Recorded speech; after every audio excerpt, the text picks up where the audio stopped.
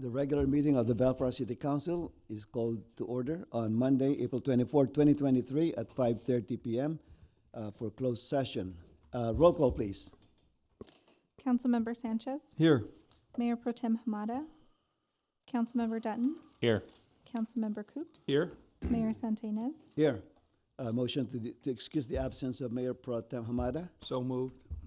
Second. Motion by you Councilmember got Coops, it. seconded by Councilmember Danton to excuse the absence of Mayor Pro Tem Hamada. Without objection, that will be the order.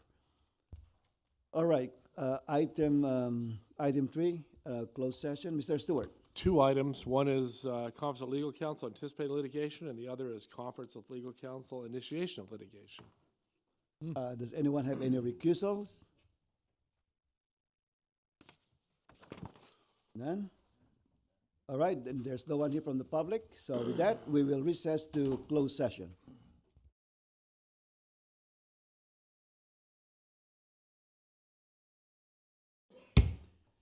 Good evening. The regular meeting of Bellflower City Council is called to order on Monday, April 24, 2022 at 7 p.m. for open session. We are reconvening from the closed session, and there are no reportable actions taken during the closed session. Roll call, please. Councilmember Sanchez, Here. Mayor Pro Tem Hamada, Councilmember Dutton, Here. Councilmember Coops, Here. Mayor Santinez. Here. Is there a motion to excuse the absence of Mayor Pro Tem Hamada? Motion to excuse. A motion by Councilmember Sanchez, seconded by Councilmember Danton, to excuse the absence of Mayor Pro Tem Hamada. Without objection, that will be the order. Tonight's invocation will be led by Councilmember Dan Coops, and the Pledge of Allegiance will be led by Elizabeth Oba, our Director of Planning and Building Services. Please rise. Please bow with me for a word of prayer. Our gracious Heavenly Father, we come to you this evening hour to give you thanks for all the blessings you've bestowed upon our city. Be with us as we conduct the city's business. Give us the wisdom and the knowledge to do what is correct and make our city a better place than it ever has been. We're especially mindful of all those that protect us, the firefighters and our sheriff's deputies out every night and every day doing their best to keep our city safe. We also are mindful of those that on a national basis that take care of our security needs. Be with us throughout the year and through the coming months as they protect us from all foes in the world. In His name we pray, amen. Amen. Your right hand over your heart and join me for the Pledge of Allegiance. I pledge allegiance to the flag of the United States of America and to the republic for which it stands, one nation, under God, indivisible, with liberty and justice for all. All right, thank you, Dan. Thank you, Elizabeth. Moving on to council announcements, let me start. The City of Bellflower will be hosting an art competition for 3rd to 6th graders on Saturday, May 6, 2023 from 9 a.m. to 11:30 a.m. at Town Center Plaza, which is located at 16521 Aidenmore Avenue. Registration for this event has closed on April 6, 2023. Please come out to the Town Center Plaza to support the Bellflower students that sign up for this wonderful event. For more information, please call 562-804-1424 extension 2103. Councilmember Sanchez. Thank you, Mr. Mayor. Good evening, Bellflower. Save the date. The Southeast Los Angeles County Workforce Development Board is hosting a regional job fair at Sims Park on Saturday, June 3rd, 2023, from 9 a.m. to 1 p.m. Dress for success, bring your resume, and be prepared for a potential on-the-spot interview. For more information, please call 562-273-9882. Thank you, Mr. Mayor. Thank you, Councilmember Sanchez. Councilmember Ray Dutton. Thank you, Mayor. The City of Bellflower offers an opportunity for you to recognize the past and present military veterans by dedicating a street pole banner which displays a name and a photo on both sides of the banner. The deadline to order these banners for May installation would be next Monday, May 1st this year. Banners will be displayed along Flower Street and Alondra Boulevard between Woodruff Avenue and Bellflower Boulevard. For more information, please call 562-804-1424 at extension 2258. Thank you, Mayor. Thank you, Councilmember Danton. Councilmember Dan Coops. Thank you, Mr. Mayor. The Bellflower Chamber of Commerce invites businesses, service clubs, and the community to join their monthly morning mingle, which will take place tomorrow morning, Tuesday, April 25th, 9 a.m. to 10 a.m., so 14 hours from now. For more information, please call Bellflower Chamber of Commerce. They can be found at 562-867-1744. Thank you, Mr. Mayor. Thank you, Councilmember Coops. Next item on the agenda is a presentation on the update on Sims Park projects consisting of the Youth and Senior Center, the stormwater capture, and field renovation. Mr. Stewart? What about public? Mr. Milana has a presentation for us. Good evening, Honorable Mayor and members of the City Council. Tonight, I will be presenting an update to the projects that will be breaking ground soon at Sims Park. This includes the stormwater capture and sports field improvements, and also construction of the new Youth and Senior Center. I'm here to provide an overview of these projects, but I want to acknowledge that projects of this scope and size do not happen without a large and talented team. And I want to acknowledge the ad hoc committee, Mayor Santa Ynez and Councilmember Dunton, for their leadership and guidance. It's been extremely helpful as we work through this with the design team. Also here, and for any questions at the end, is myself and Public Works Director Lynn Gorecki, if there's any design questions or anything of that nature. So we're going to start with the stormwater capture and sports fields renovations. And this will include a stormwater capture underneath the field area, very similar to what we did at Carruthers Park. That will be taking place, and then on top of that, we will be completely renovating the sports fields. The stormwater capture will also touch upon the parking lot, and the diversion of the water will go over towards Clark. So that's the travel path of the water, and there'll be filtration systems, pump houses, et cetera, that'll be built on the park and under the grounds as well. The estimated cost total for this project is approximately $18,700,000. There's multiple grant sources, including Regional Measure W, Rivers and Mountain Conservancy. That's the bulk of the project cost. There's also general fund funds of $2 million for the fields, and that came from the proceeds from the sale of the water system. And then there's also County Measure A funds, which are our park funds through the county, that will have $500,000 allocated also to the fields. So the first thing I want to kind of touch upon is the stormwater capture, and the main units that'll be capturing the water, the underground storage tanks, are right here in the middle of the fields. There will be a pump station in this general area. I believe the last discussion we had, it's going to go on the west side where the current snack bar and restrooms are, so there will be a building built just to the west of that. There, you'll see how the water's being diverted out to Clark. Here is the current storm drain is here. Just for perspective, we've got Oak Street up here, Clark here. This is also where the new Youth and Senior Center will go. The two projects will be working together, the design teams, the construction teams, everything for different aspects of the parking lot. And then on top of that will be the artificial turf fields. So we'll move on to the next slide, and this will go into a lot more detail on the sports fields. And so once the stormwater capture system is installed, brand new synthetic turf will replace everything, and it'll continue to have our youth baseball / softball fields in place. Even though the quote-unquote dirt infields will still be there, those will also be artificial turf. They'll just be colored the baseball dirt color. The lining will have a full-size soccer field as one option. But at the same time, we can have 2 side-by-side full youth games going.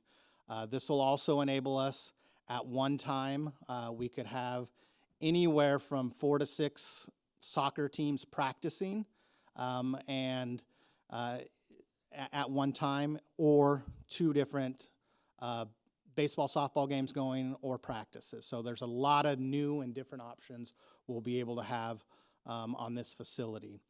Also, there will be new fencing all the way around. That'll provide us with some different ways to provide access to the field. All new lighting is anticipated to be going in to be redone on this field to make it more efficient. There will likely be, we haven't seen the final designs yet, but 1 additional light pole that'll go here.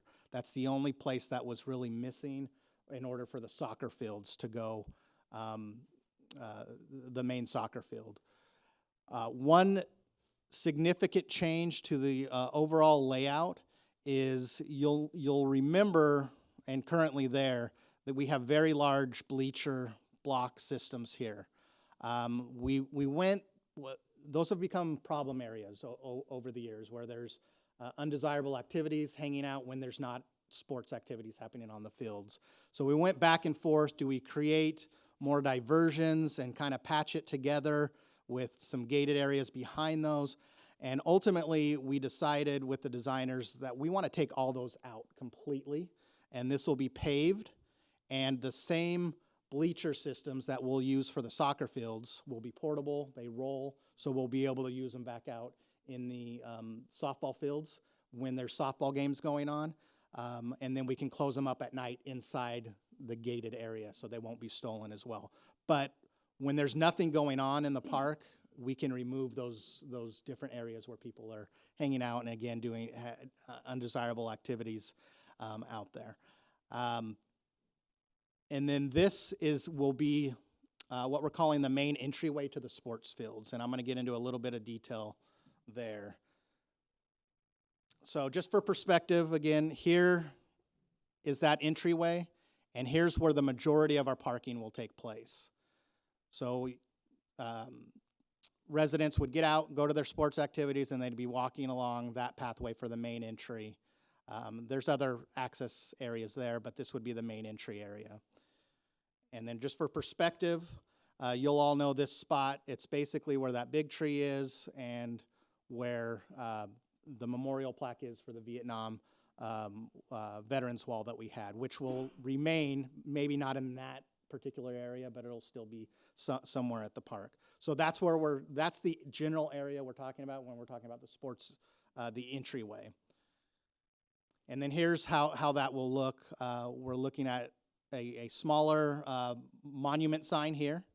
And then in this general area, it'll just be an inviting place for teams where they can gather before, after games, picnic areas with some different benches and some nice paving over there. So that's kind of where the entryway will be. And this shows some of those elements at their initial concepts, the monument sign. And these are the types of elements we'll have, and we want to make sure we have both soccer and baseball type elements there.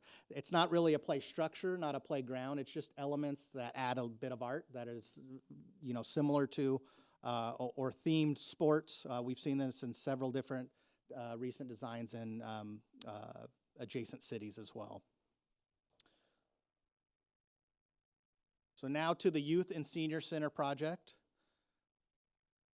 This new center is we're very excited about. It will serve 2 diverse populations, our youth population as well as our senior population, it'll be intended to provide many opportunities for recreation in the facility.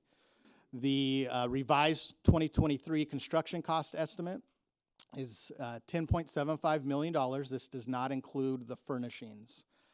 The planning and construction documents are approximately $900,000, and we are just about complete. We're at the end of our timeline with that, so those are almost done. That was paid for out of our county Measure A funds, so no general funds were spent. And then that's our total construction funding that we have to date. And this funding would include any more inflation on that 10.75. And then we're hoping furnishings, but we also have another application grant in for furnishings. And so we have 11.1 there. 9 million is from the general fund, but directly related to the ARPA savings.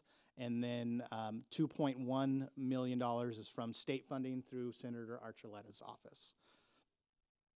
And the additional funding we're asking for is also through Senator Archuleta's office. So back to this footprint. Again, wanted to discuss where the Youth and Teen Center will be. It'll be here. One thing I want to note, you'll recall there is a driveway currently right here. And if the center was going to go in there without not touching the parking lot, it would have taken up a lot of our former parking spots. So what we're doing in this gray area, you'll know we have a grass field area, picnic area here. That'll be converted into mostly parking. There'll still be some grass here, and then we're moving and adjusting this parking lot driveway here. But in the end, I think, and my trifocals here don't tell me, but I believe we have a net of 34 stalls. So we're actually gaining stalls, and they're part of this project is there's electrical stalls, electrical vehicle stalls here as well, and that's part of the project. So I wanted to kind of show you the footprint. And then the main Sims Park Community Center is over here. This slide is a little more close up, but what I wanted to is to discuss the front of the building and the outdoor space that'll be there. Because as you know, the Women's Club is here, so we're working around that. Currently in this general area, we have our volunteer center. We also house many of our staff here for our BRIM programs and our Park Patrol programs. And so with that building will be going away, and this will be another nice gathering spot outdoor. And you'll see some renderings here shortly. This would be a monument sign here with signage, and then also areas that individuals can sit and relax and just enjoy a nice outdoor space here of the facility.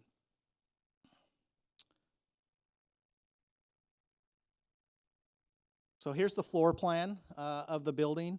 There's 3 main rooms that'll be used for major programming and consistent programming.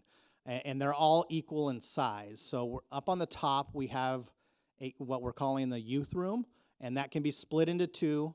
But both the youth room and then this would be the senior rooms. Rarely are those going to be divided into 2. For the most part, those are going to stay programmed open. But if we had a need to, for a larger event that we're putting on, we could have the capability to divide those rooms. And then the third of those 3 rooms, again, same size. This one will be the most flexible, the most utilized, classes, exercise, anything you can think of will go in that room. So we will use that a lot, similar to other programming we do at Sims Park, but geared towards seniors and youth, and will be utilized as far as dividing that room. This is a common outdoor patio room. This is the main common area, which is indoors. We have the kitchen, which will be utilized for lots of programming for both, but in additional to programming that will be provided by the center, it'll also house the Human Services Association and the meals programs for our senior citizens. And that's where you'll see this extra service door here, and what's that's for, to load and unload things for the kitchen. Then we have more storage space here, and there's a little space similar to the size that what Human Services Association currently uses at Sims Park. On this side of the building is where the staff offices will be. The administration offices, 3 staff members from administration will move over here, and then the actual facility operations will be up here. We'll Over the next 2 years, when construction starts, we're going to be playing a lot of musical chairs with our staff because we're displacing the volunteer center staffing, the BRIM staffing, a lot of our lead part-time staff that are in that other building.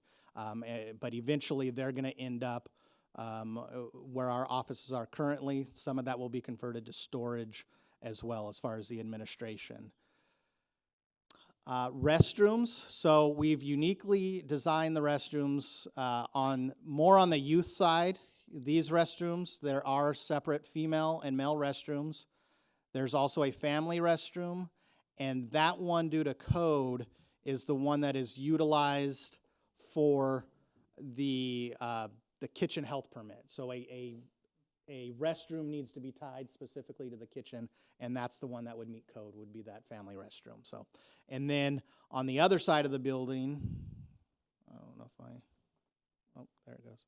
Over here, beside the senior room, these are two Neutrogena restrooms here.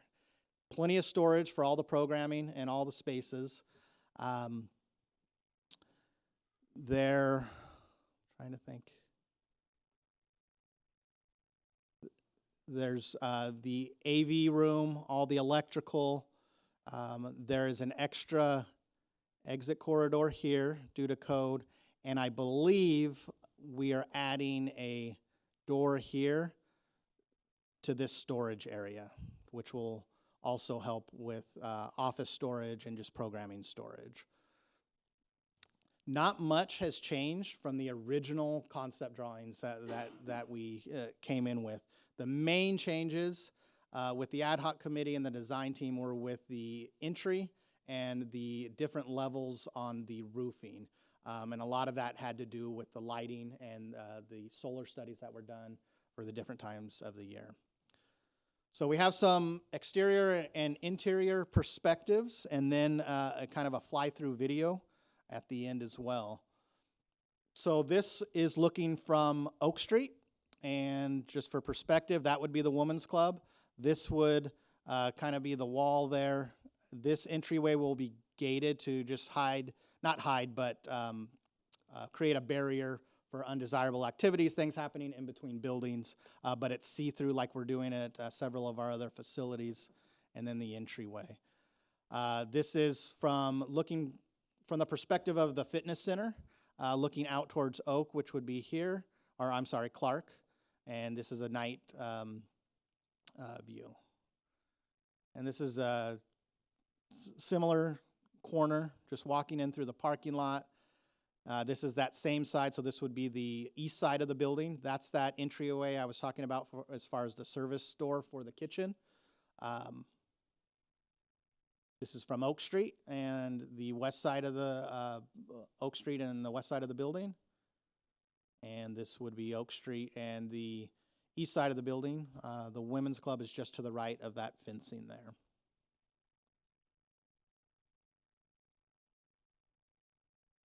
And here's some interior. So this would be looking from the kitchen area. I forgot to mention in the floor plan, this right here is the reception area. So this is, staff will be there to let people in and out, and to provide reception services and to oversee the facility as well during programming times. All the furniture in here is just populated for just perspective. We haven't finalized the furniture plan yet. We're working on that. Over there is the community center, or the community room, so that's the common area where a lot of different programming will take place. The male restroom is over here, and the family restroom. And then this would be looking back from where the youth area is, and this would be the senior area. Again, perspective, we got the reception, front, and this is the community room. This is the outdoor patio, and the perspective to the left of the outdoor patio is the youth room. To the right is storage areas and the kitchen. So another perspective in the main common area, looking directly at the television fireplace. To the left is the community room. To the right is youth room. Staff offices are here.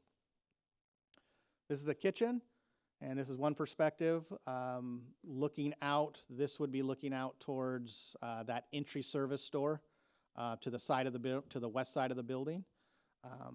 The programming of the equipment in here again will be for where we can have cooking classes, different activities, learning experiences for youth and seniors, as well as be fully functional to what we have now for Human Services Association at the at Sims Park.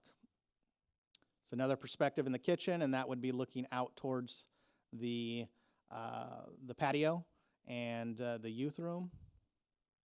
This is the reception desk, so looking out as staff, and it's uniquely designed, so staff has a full visibility from this spot for eyes on the youth, just in case we need to have extra eyes on the youth, and then they can also see the seniors, and so they have full visibility on the facility. And this is from inside the youth room, looking out to the outdoor patio.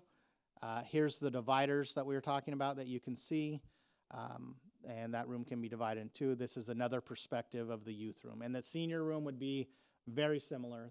They'll probably have a little bit different programming, but similar. The one difference in here is we are setting up more of a kind of workspace for the youth, which will be that counter space. One of the things we put in for our grant next request is lots of iPad devices or Chromebooks that can be checked out for seniors and youth for homework, for different uses, similar to what the libraries do too. So that's some of the equipment that we requested. And here is the fly-through video.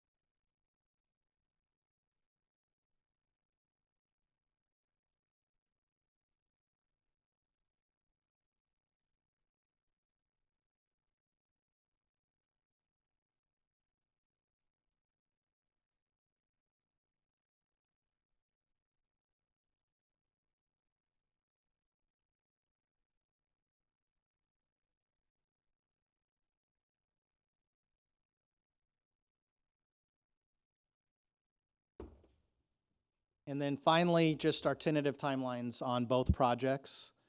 For the stormwater capture and the synthetic turf sports field renovations, construction it was to begin in June. It has been pushed back to the environmental that's taking place on it. So the revised start date, groundbreaking September 2023, with a grand reopening tentatively scheduled for February 2025. The Youth and Senior Center, construction, groundbreaking to begin, and this is an aggressive timeline. I've been reminded of that several times by our Public Works Director, but groundbreaking to begin December of this year, 2023, and grand opening June 2025. That completes my presentation. I'd be happy to answer any questions and comments, and I do also want to acknowledge that Daniela Carter from Pretty Smart Inc., who's the designer of this project, is also here if we have any design questions for her. All right, thank you, Mr. Milana, for a very comprehensive report. This is very exciting. I can hardly wait. Can you just bring back the timeline? I just want to confirm something on the timeline. The water capture project. Having had the experience now on Carruthers projects, is this a reasonable timeline?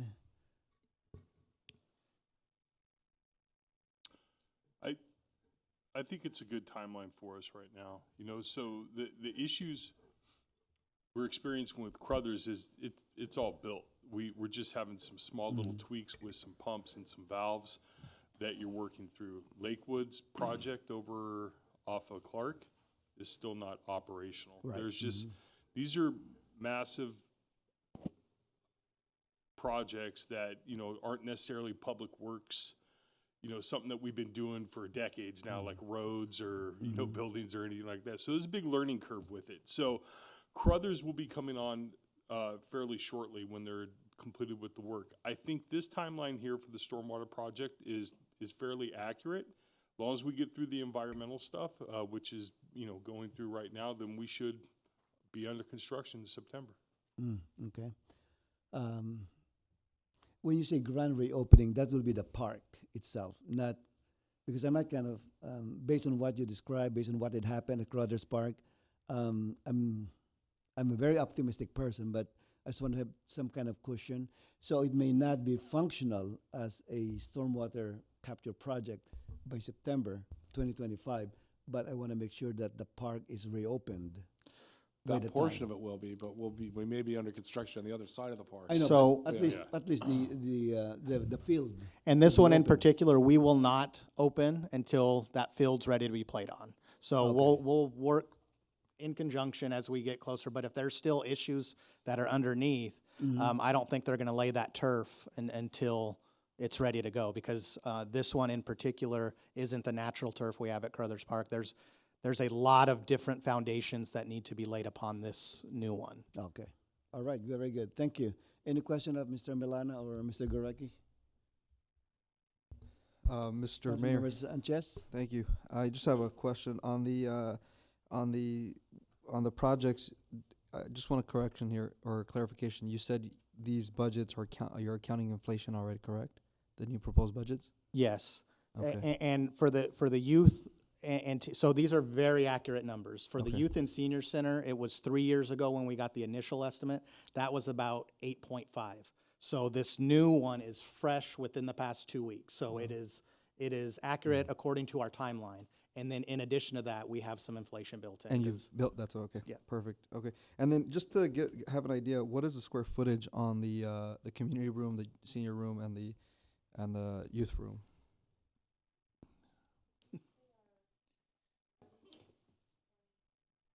Should we call in Daniela? Come up here, Danielle, Danielle, please. And I think, you can use the microphone. I don't have the plans in front of me, but I believe. I do. Let me- Okay. I will, to be able to dimension them. Off the top of my head, I believe the rooms, the undivided rooms are about 40 feet by 25 feet. And then they're divisible, so they're about 20 by 25 feet each room. So Oh, it's about 1,000 square Ballpark, feet. that's okay, it doesn't have to be exact. Okay, thank you. Just for information purposes only. And then On the soccer or on the synthetic turf fields, sounds like the soccer goals will also be movable, just like the, Yes, and everything will be mobile, and we have built in, which you'll see tomorrow, into the budget, all of that equipment as well, which is not part of these budgets. and even for like the baseball and the softball, all So- the fencing for the, Yes, Okay, so we've cool. included, I want to say it's close to $80,000 in the budget, which includes portable lightweight fencing for the fields. Okay. So they can be moved quickly on and off, bleachers for if both youth soccer fields were going, as well as the main field going. Neat. They'll be on wheels. You tip them over easily and then roll them out. And then if there's baseball games, we would roll them out onto that concrete right outside the dugout. So, and those are all budgeted they're proposed in the budget, which we've accounted for. wonderful. Then last question, how many electrical stalls are you accounting for? And are those gonna be rapid chargers or are they gonna be?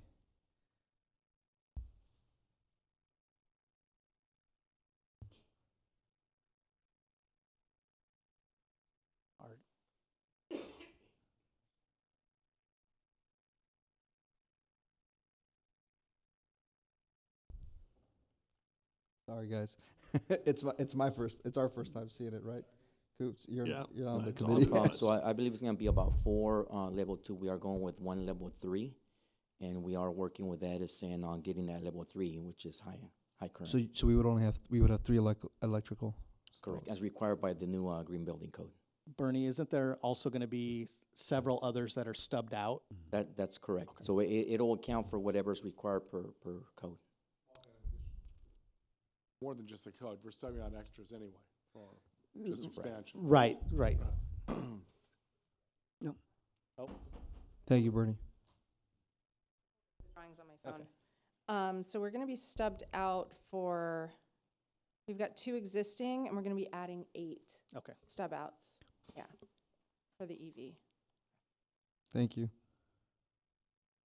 Thank you, Seth. Thank you. Great presentation. Thank you. Thank you, Mr. Mayor. All right, And thank great you, job, Councilmember committee, for Sanchez. your lead on it. Councilmember Coops? Yes, thank you. So PJ, back to the reopening and the closing of the park, I can picture in my mind's eye that you'll need to fence off that front parking lot to be able to do the construction for that building, to house the materials to build it, or how's that gonna go?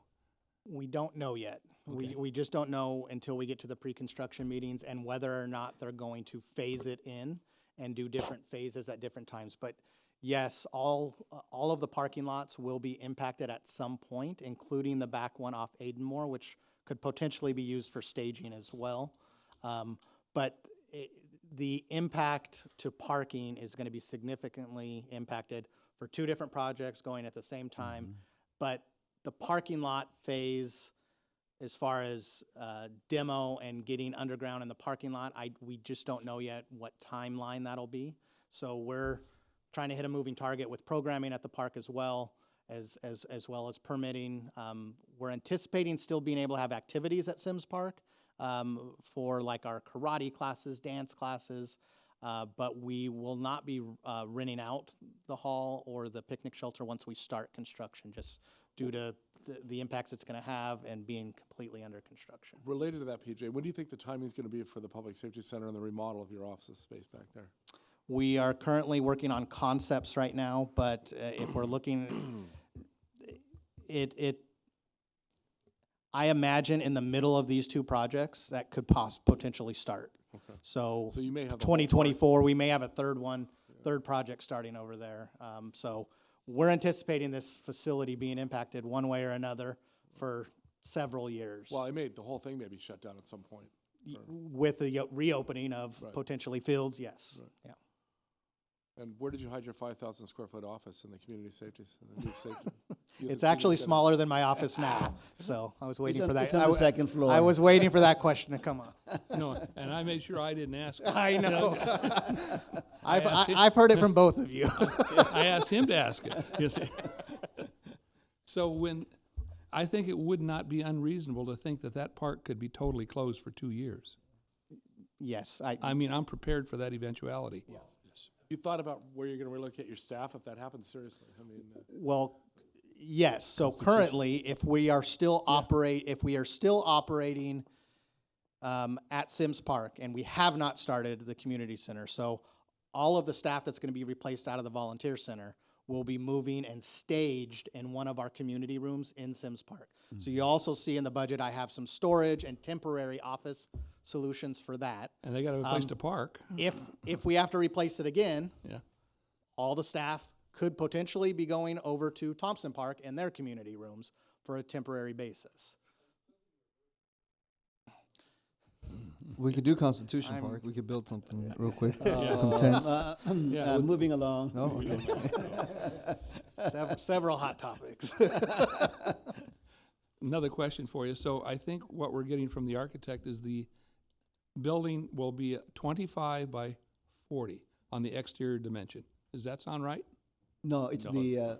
What is the se- ex- that's the senior youth cen- room. That- senior that was the center- community senior room. I'm sorry, I All thought right, you were now, asking what the let's get- community room spaces So how many were. square feet is that total building? It's 10 or 11,000? It's approximately 11,000. 11,000. So it's a $10 million building, correct? So we're spending $1,000 a square foot for this building? I'm just checking some figures here. I kind of know what building costs, and so does Mr. Dutton. It's $1,000 a square foot, and we haven't furnished it yet. Land was free. Yeah. Now, the Sub-Zero refrigerators that you showed in the kitchen, is that inclusive of those? Because those are $20,000 each. Yes, that equipment is included, the kitchen equipment. I have a tendency to notice appliances. Yes, the kitchen equipment is included in the budget. The brand isn't necessarily Sub-Zero, but they are commercial grade Well, material, or yeah. yeah, I get it. Yeah. So we got 11,000 square foot building, $10 million, then we're gonna add, how much do you think it's gonna cost to furnish it? And we're looking for money from Mr. Archuleta for that. We have approximately $350,000. Okay. And we've asked for not only general furnishings, but I've asked for probably double that for programming supply, as I mentioned, computers, different programming things, in addition to the furnishings, which would be similar to what we just. Do you have a decorator involved, or am I talking to the decorator? Well, I am, doing the interior design. So what are you gonna do with the wall spaces, because they look pretty naked? Well, we've talked about potentially there being some mural space, or we haven't really talked about any art programming for the building. I wondered if that would be part of the furnishings budget, or is that something beyond that, or You're talking the indoors? indoor, or, you got a wall space in there? Yeah, and we can discuss that as we Yeah. continue to progress through the furnishings on what may go in there. I think, so you saw through the fly-through Right, was empty. correct, very empty. The photos, it doesn't look as empty when you've got the furniture in there and different things. So there will be some artwork, and we can work through that on different things. The outdoor, there's 2 specific spaces for potential artwork on the east side of the building and the back side off Oak Street. So we haven't got that far yet, but I can definitely see some public art going in those spaces. Can you roll, you had a picture of the exterior, and maybe the eastern side there, I'd like to Yes. have that demonstrated.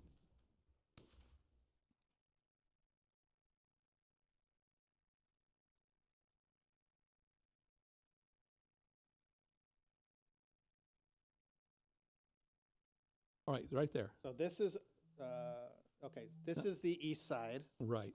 And so that space right there is what we were thinking of potential art, is this large. That's what I'm thinking too. Now, that Right wall's here. just So crying this- out for graffiti. This is the east side, and then the one you were just mentioning, this is off Oak Street. So that's Correct. the other very blank canvas. Right, so if you could put something Yeah. that would mitigate that big wall and the attractiveness to other art, I agree. that's all I have. Thank you, Mr. Mayor. I think we've talked about it. Yeah, we've In the talked about, meeting. we've talked about some type of art that would go Especially with the building. The oak side. Yeah. Well, Mr. Sanchez and I haven't had that privilege. Oh. Yeah, I'm saying. I understand. Well, all I'm saying right now is I think the cost would have been much lower if the Bellflower Lakewood Appliance was still open. Probably, maybe half. Oh, okay. Well, I'm you just, know, I'm just dropping some hints here. Okay. well, I know we're building Hearst Castle here is what we got. All right. Any other question? We're good. No, Mr. Mayor, but I would like to highlight that the good news for us is that most of this funding is not general fund. Mhm. It's not by us. We're using grants and we're getting it done. We're bringing dollars in. So I just want to highlight that. Only 2 million is from general fund. Exactly. So that's the good. And Good that was point. from the sale of the water company. That's Right. right. All right. Just for the record, Yeah. highlighting that we're doing good And work. I here. think we need to thank Caltrans for the stormwater project. They're the big contributor to the cost of the project. And okay, just one final question. I don't need an answer right now. I just have questions from our residents. Will this space be available for rental? So again, I don't need an answer. Or are you ready to? No, No. Okay. All right. No, you're not gonna answer, and no, there's no rental. no, Or- this There's is, no. this I'm is not available for complete, rental. completely different programming Okay. than what we have at Sims Because Park. they're so excited to see the building, the interior, and In an ideal world, we will have this programmed Monday through Saturday at least, and from morning till evening. okay, very good. That answered the question. All right, thank you so much. So moving along, item 3, item 10, public comments. Mr. Stewart. This is the time set aside for public comments, and then I'll remember the rest of it. This is the time set aside for the public to address the city council on matters not listed on the agenda. Anyone wishing to address the city council should come to the podium, be recognized by the mayor, and state your name for the record. If you wish to address the city council on an agenda item, you may do so by approaching that podium as we review that particular item. You'll be given 3 minutes to address the city council. All right, anyone who? Not on the agenda. Right, any topic other than on the agenda. Okay, my name is Darlene Palacios. Please sign in, okay? You stated your name, all right. You know, I'm talking to my neighbors now more than I ever did. I used to do something else. I used to do other volunteer work, but I can't do that now. So now we're discussing all of these things and we're getting together and they're telling me this. Rent increases, homelessness. Homelessness is one of my biggest concerns and the safety of my neighbors. I texted him because, Mr. Sanchez, because the disabled are in the crosswalk and they're still trying to mow them down. I have a picture on my phone. I have 3 disabled neighbors trying to get the crosswalk and they're trying to pick them off.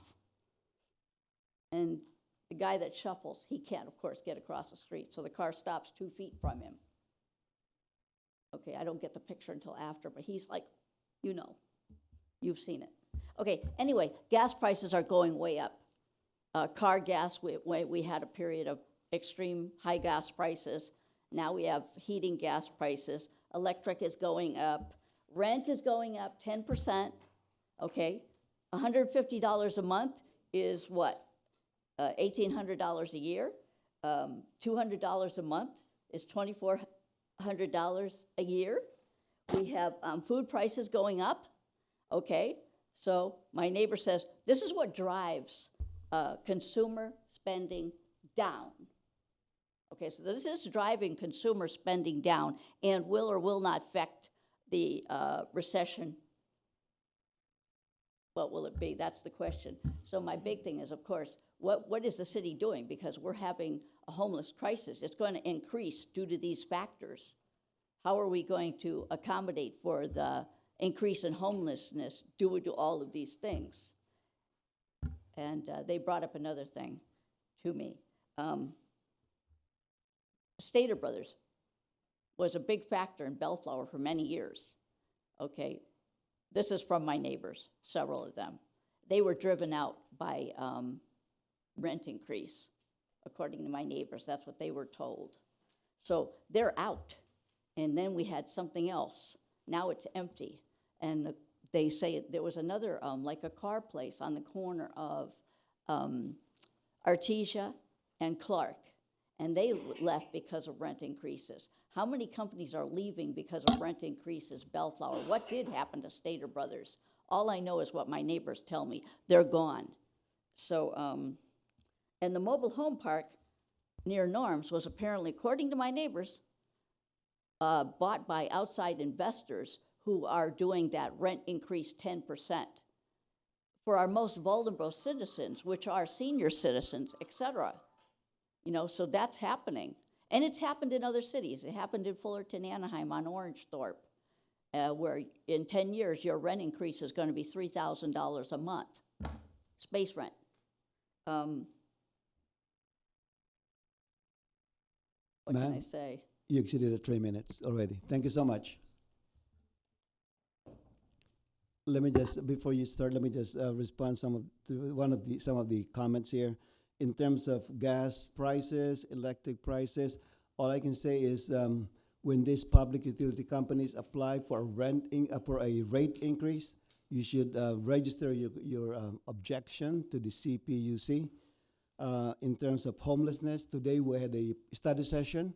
We spent about almost 2 hours addressing the issue of homelessness in the city.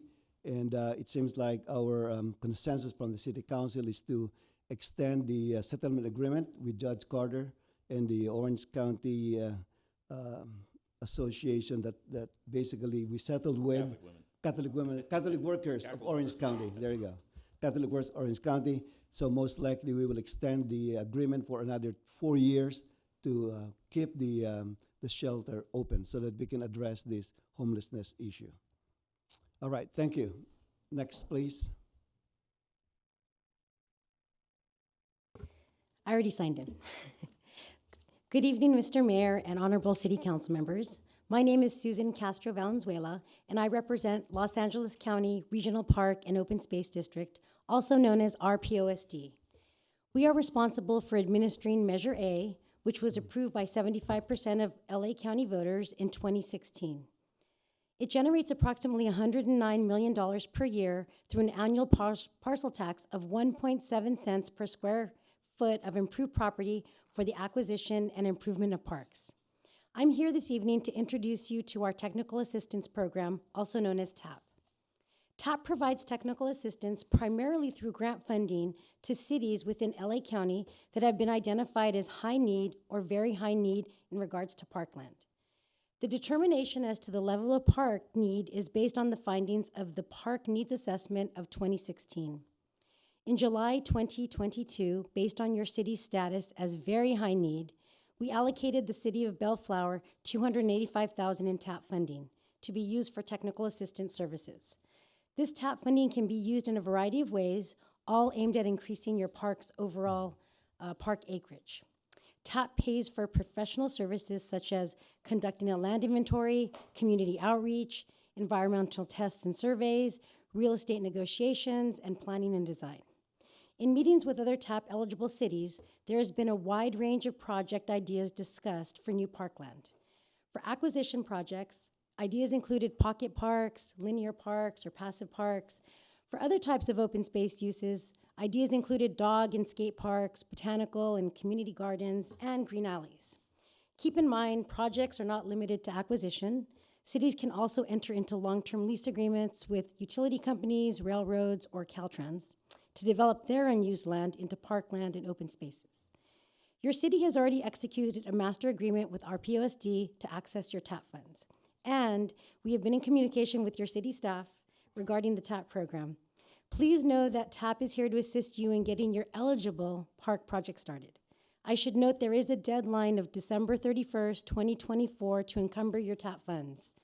If you have any questions, I believe your city clerk administered my contact information, and thank you for your time. All right, thank you so much for introducing yourself. We got your contact information, and I hope that based on the presentation today, you can see that the Measure A funds are being used very wisely. Thank you. All right, thank you so much. And please keep the money flowing to Bellflower.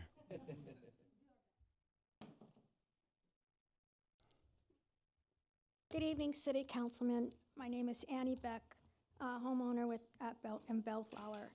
I'm coming to you because last time you asked me to send you information on confirmation I'm going to let you know what I sent you.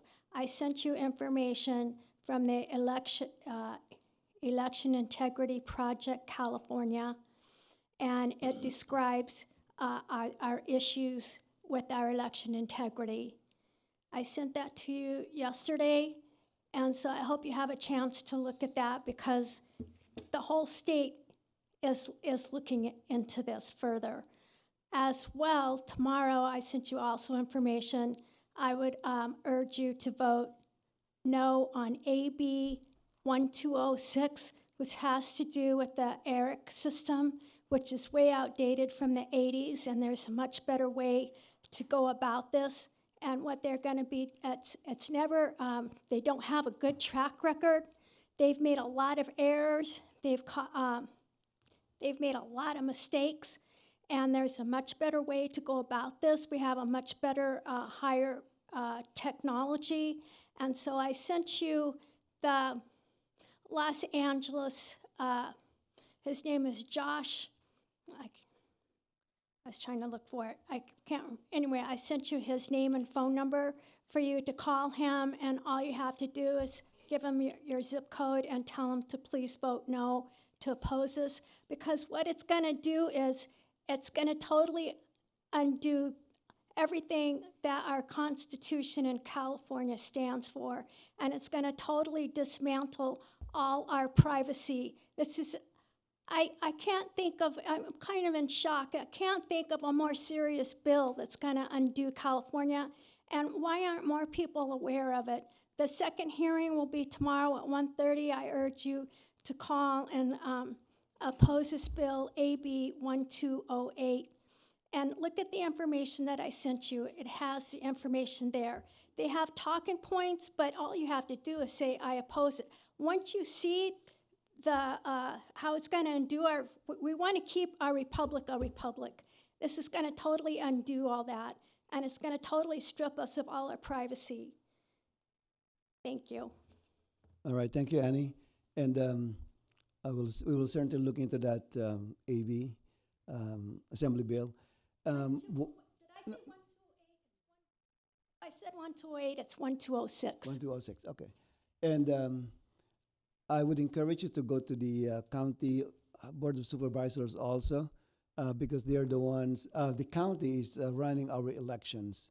As I mentioned the last meeting, we don't run our own elections, so they have the power to basically address the issue about voting machines. Okay, thank you. Ma'am, no, we have to move on. Also. Yeah, okay, thank you. All right, anyone else?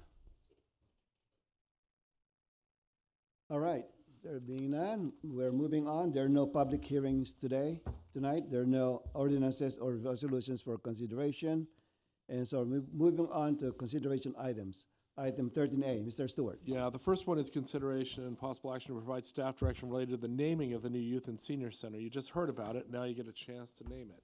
Mr. Milano will have the staff report for you. All right, Mr. Milana. Yes, good evening again, Mayor and members of the council. As you know, this is progressing pretty rapidly as far as our design goes, and we are currently in the planning phase and construction document phase for the new Youth and Senior Center that is scheduled to break ground at the end of the year. We are now approaching the phase where brand and name need to be addressed to finalize the signage design.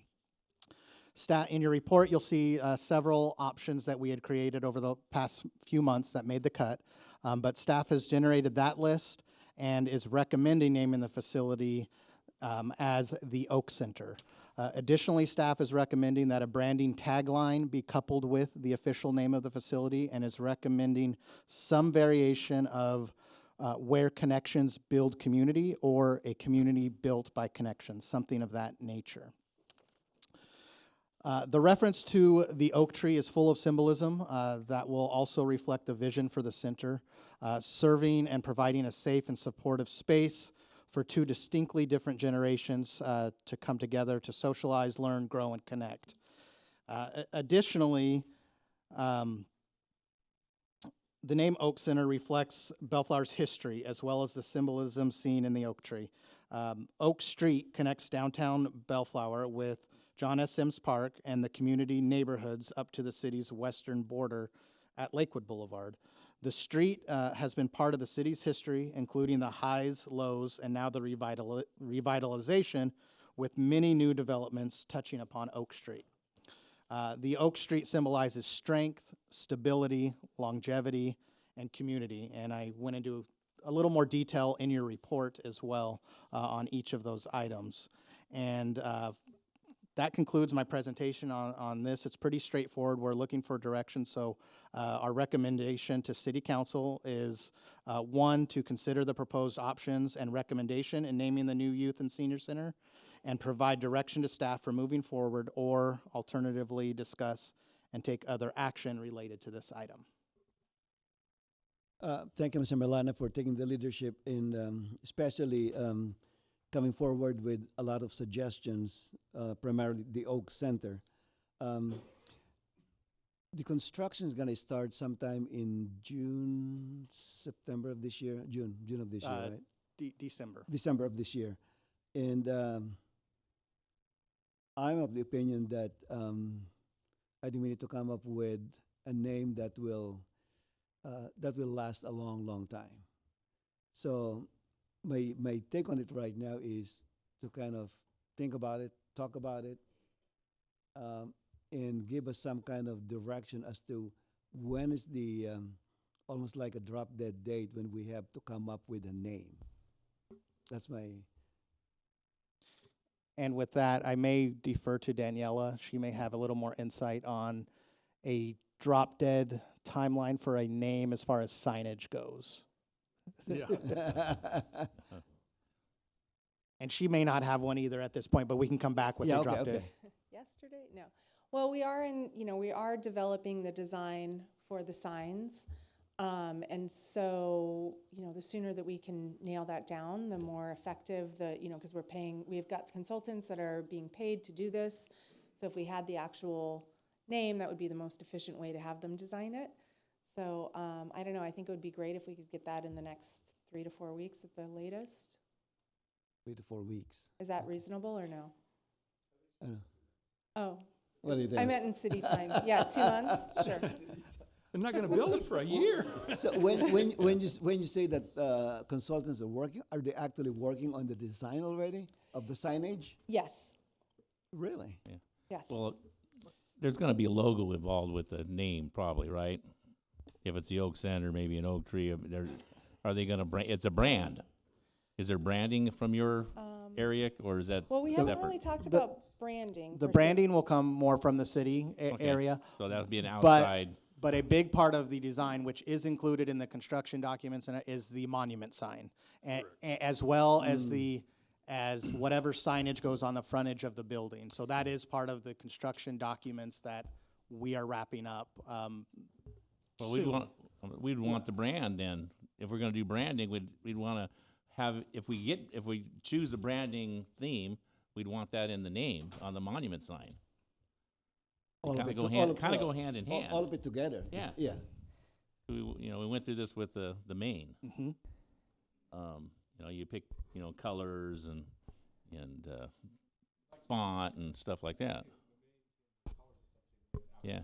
Right. Well, I know after you pick the name. Yeah, but, it- well, but it once- wasn't in there because it was a design bill. Correct, and once we do have a name, though, the branding piece will start shortly thereafter, but the monument sign won't necessarily have a logo on it. It's, How do you know?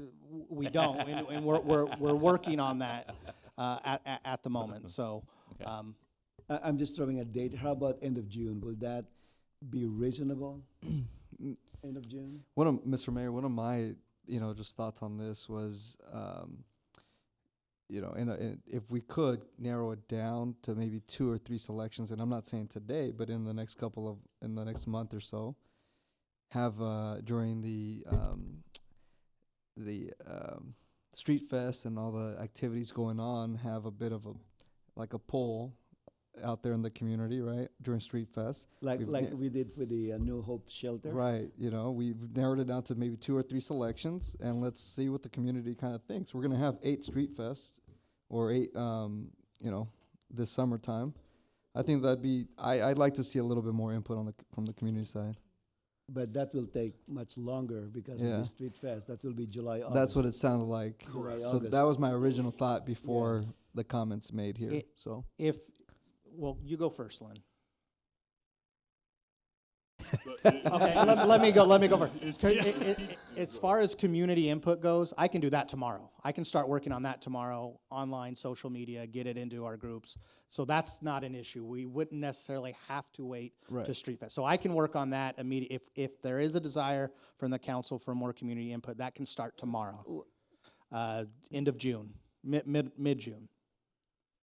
Now, So, as it relates to coming up with signage, you're not just talking about the signage, the monument out front. There'll be several components of that wrapped into the construction drawing package. So,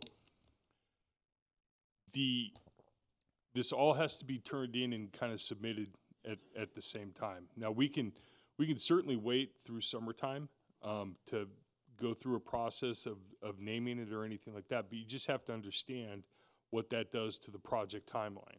Because in the end, we don't have 100% construction documents. Let me ask, I understand, but you can't do an ad sheet to a later, if this, and bid that thing out with the logo ad sheet? No, it's incorporated into the design.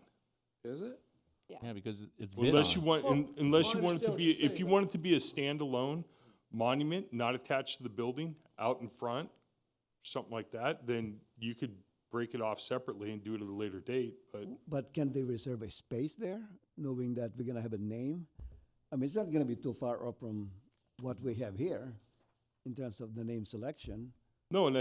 I think we do have some time to kind of work through a name and all that, but if you're talking about branding and going through summer, No, he's not talking about branding, we're talking about naming it. PJ can brand it after it's named. We need to decide on the process to name it.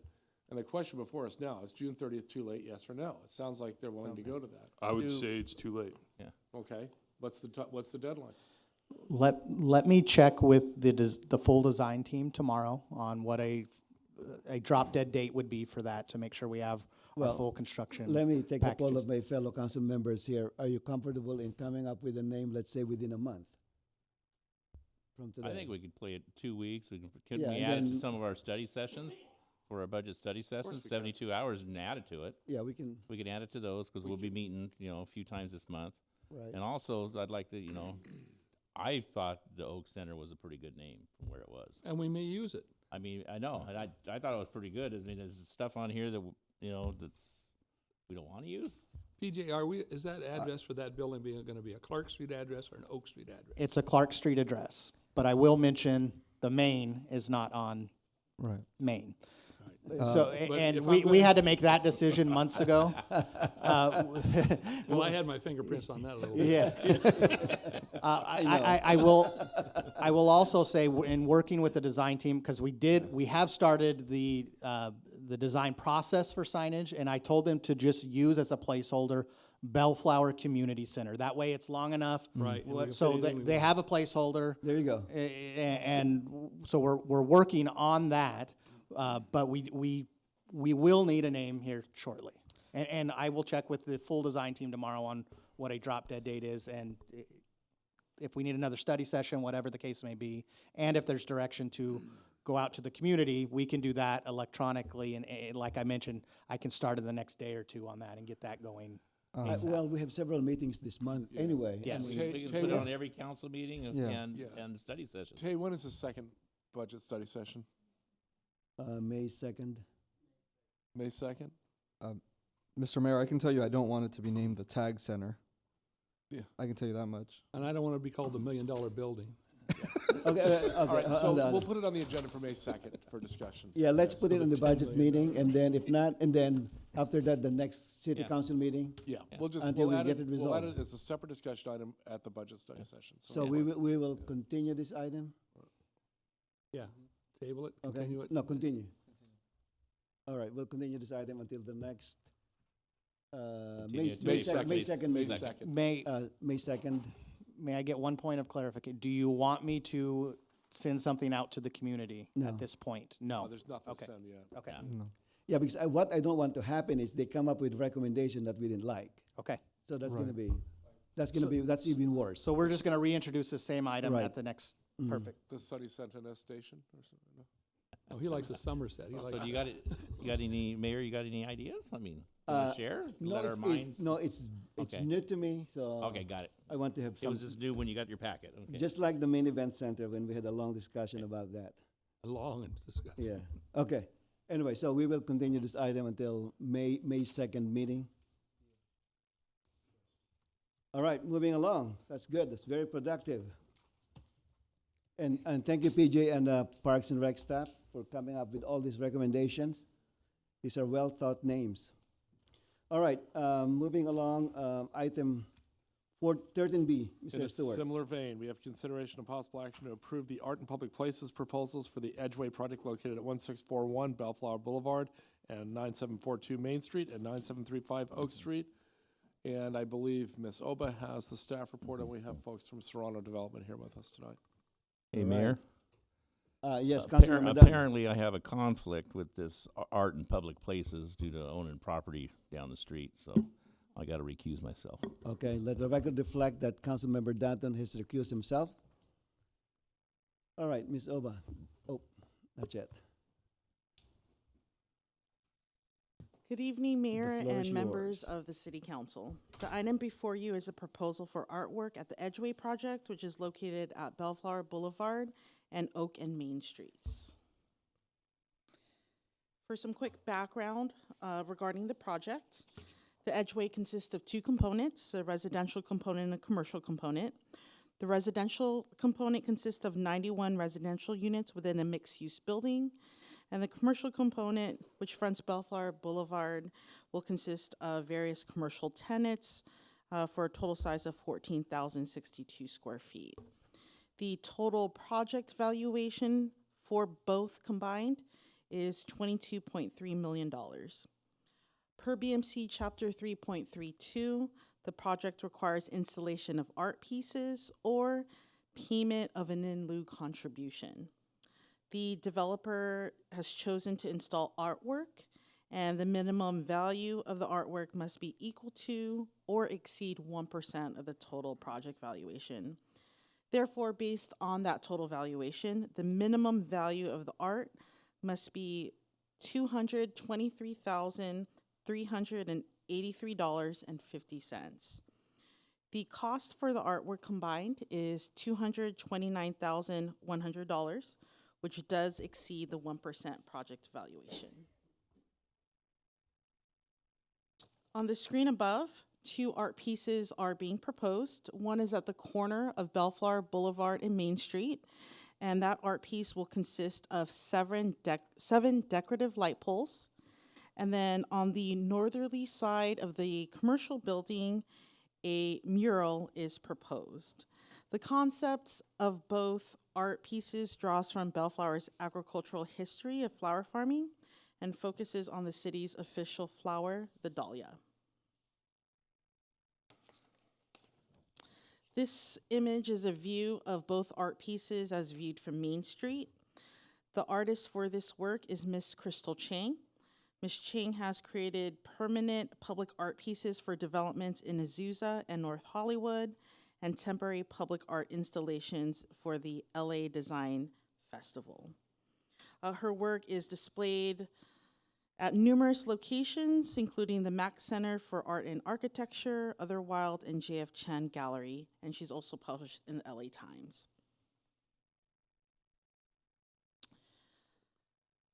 For each of the art pieces, there are two options that are available to the City Council. So for this mural, there are two color options that are proposed. This is color palette option 1. As you can see with the mural, dahlias, rabbits, native birds, butterflies, and bees are incorporated. The mural will be highly visible from surrounding areas and will include an anti-graffiti coating.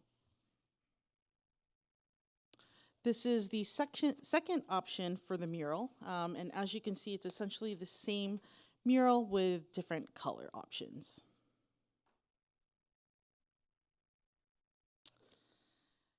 This is one of the options for the light poles that will be located on the corner of the plaza. These decorative light poles are topped with reflectors in the shape of flowers and rabbits, and again, are proposed on the corner. During the day, the flowers and the rabbits will cast shadows on the ground of the plaza, and at night, they will be illuminated, and the night photo is on the left-hand side. The light poles will also function as protective bollards for the public plaza.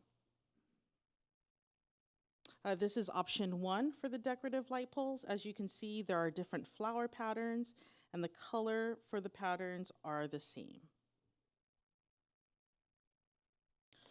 This is option 2 for the decorative light poles.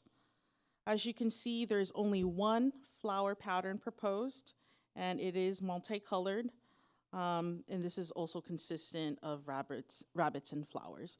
And if you could see closely, the direction of the shadows differ from the first one. So again, here are the shadows for option 1, and it's more towards Main Street. And then for option 2, it's more towards the plaza area. The artwork complies with BMC section 3.32060 as it relates to certain criteria for approval, such as visibility, durability, and performance. So the recommendation this evening is to approve the art and public places proposals. You will need to choose one of each option.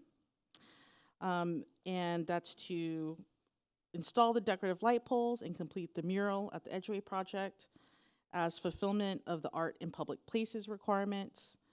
And 2, authorize the city manager to take reasonable actions to implement the city council's action, or alternatively discuss and take other action related to this item. And that concludes my presentation. The developer from Serrano Development, Jason Tollison, is here in the audience, as well as the artist for both art pieces, Crystal Chang. Thank you. All right, thank you, Elizabeth, for your presentation. This is very exciting. First of all, can you explain the basis for the $22.3 million? What does that include? The $22.3 million is the project valuation for both the residential and the commercial component of the project. That does not include the land value. The BMC does state that we include the total project costs minus the land value for the project.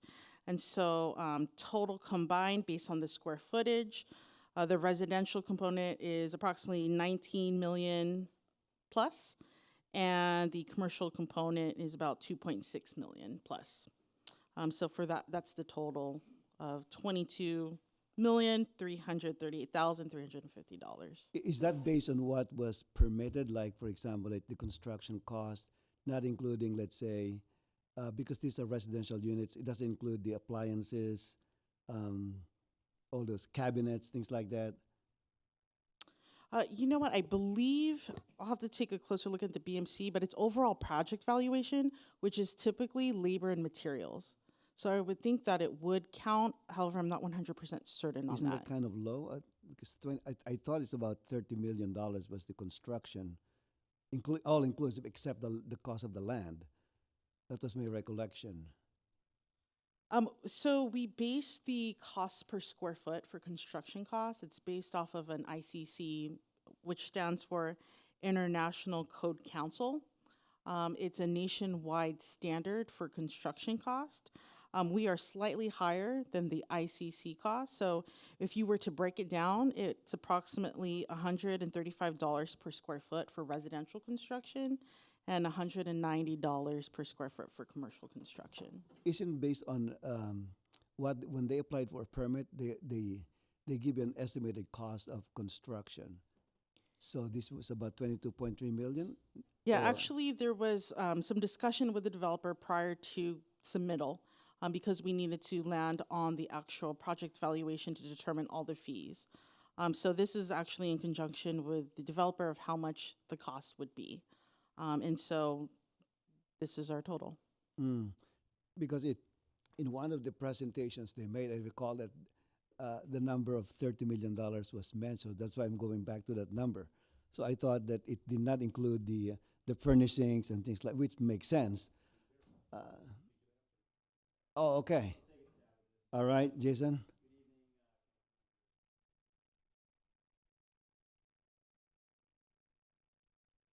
So it's something that's used for all projects of this type. It's not our project specifically, and it's applied equally to anybody that builds an apartment building in Bellflower. Other cities follow similar methodology. So when I'm presenting, talking about total project value or costs or something like that, it's including things like financing costs and land and things that aren't in this basic metric that we use to calculate overall permit fees.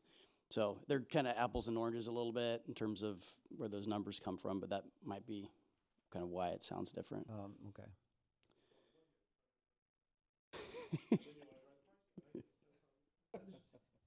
It seems like it seems like when you came, okay, we're gonna be building a $30 million worth of construction here, blah blah. And If you add it all up, it's close to that, but the things that are in the permit don't include everything that is involved in the project costs, so they're not exactly the same.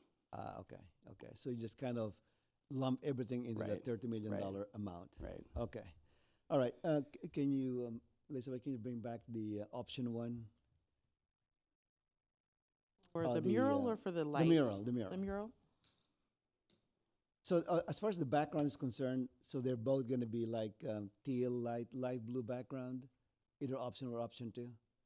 Right, yeah, it's the base building color, Uh-huh. and this is going on top. I just want to add a couple of things to the initial presentation for your benefit. We went through lots of rounds of what to do here, and it was really important to us that we concentrate all the dollars that go into public art to the most visible, most impactful location. So for us, we kind of landed on the corner, obviously the most visible place in town. It's kind of the gateway into downtown. We wanted to be something that was pretty interesting, kind of functional art. And then also, we feel like this mural is very complementary to that. So, obviously this stuff's super subjective and not everybody loves every art piece, but I think this is meant to have some historical connection to Bellflower and also be something kind of a recognizable element as you come into downtown Bellflower. I'm probably not doing that justice. Crystal Chang is here to also explain she's here. her vision, but for our part of it, that was kind of the high level thought process. All right, come on, Crystal. Hi, thank you. I also just wanted to mention with the colors, you'll notice they're slightly different on the screen versus the projection. And I would say the true color is sort of a little closer to the one on the screen. Oh, okay. It's a little, so that blue it's a little darker. And Just- my other question to you is, I know that there's the connection for Dahlia Yeah. and Bellflower. How about the rabbit? What's the connection with It- Bellflower? well, it's sort of, I think so it started with the idea of the dahlias and creating this very immersive feeling, a field of flowers, basically.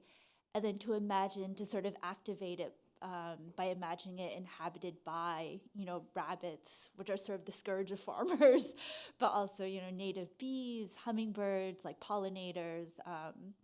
And then so as playing with the scale, so these are sort of a monumental scale of flowers. And so for a person walking by, you're sort of on the scale of like one of the smaller creatures inhabiting that flower I field. see. Okay. All right. And then the next slide, Elizabeth, while you're on there. No, the bollards. Did you want to see the mural colors for option two? No, I'm okay with Keep that. going? Okay. Okay, just a quick question on those, on the bollards, on the Yeah. next slide. You know those white and gray stripes? Yeah, What are those? that's the paving pattern. I don't know if that's So would that be exactly- actual paving on Yes. colored concrete, just like that?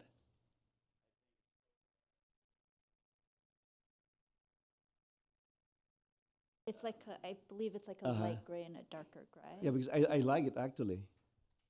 If you can make something like that. I don't know if Oh, it's you very agree. nice. It's very nice. That's why I Yeah. asked the question, is it just for architect's concept or is it gonna be close to reality? I don't know how you pour It's that. from the plan. So, but there's gonna be a No, pattern you of have wood. Yeah, I interchanging believe color, white and That'd be pretty late. concrete and then gray, something like that. Okay, yeah.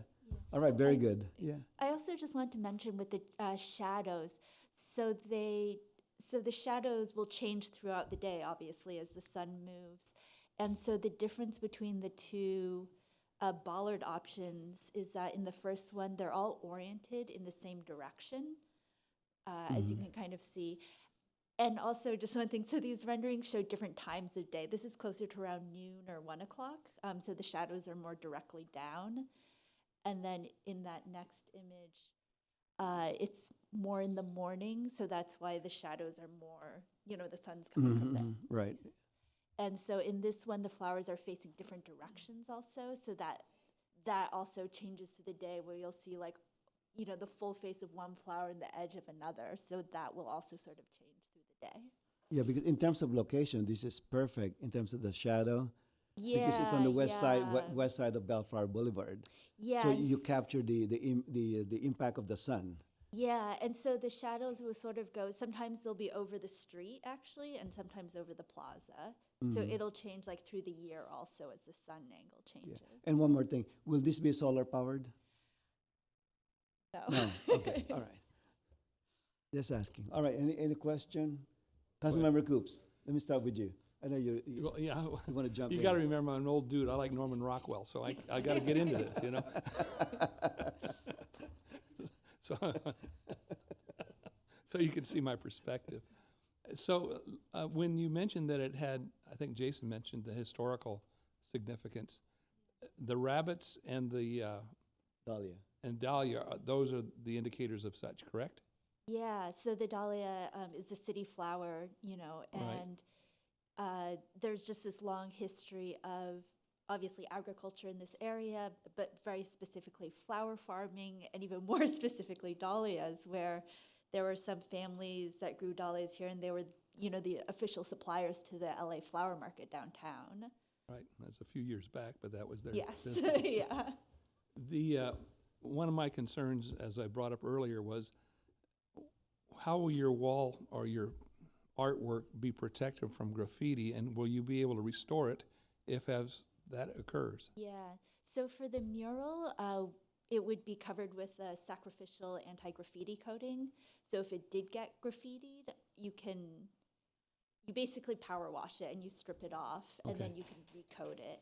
And we've also placed the mural. You can sort of see it's sort of high up. It's about 6 feet off the ground to help gotta work at alleviate it. a little bit. Yeah. Although I see them graffiti signs above the freeway, so I know there's Yes. True. skyhook, I guess. I don't know. I personally prefer the monotone orange, or if that's, I'm probably not calling it the right color, termination. I'm sure it's got a more exotic name than what I just called it. But Elizabeth, I can't remember incorporating a utility item like a bollard or a light fixture in with the art. Is that an unusual concept, or is this a new one for us, or tell me what we're about there. Well, we do have decorative bollards around the city, but this is probably our first one where we've had. Where you get credit for art being part of it, Correct. Yeah, this is our first one where we actually see the light poles with some type of artwork on top. And the illumination, our biggest concern, of course, for utility light poles is that they emit enough light to illuminate the area. So even though we have these wonderful examples of art, it still will serve the purpose of illumination to the satisfaction of people walking around there. Yeah, you can kind of see it in this rendering, but the building itself will have its own type of lighting.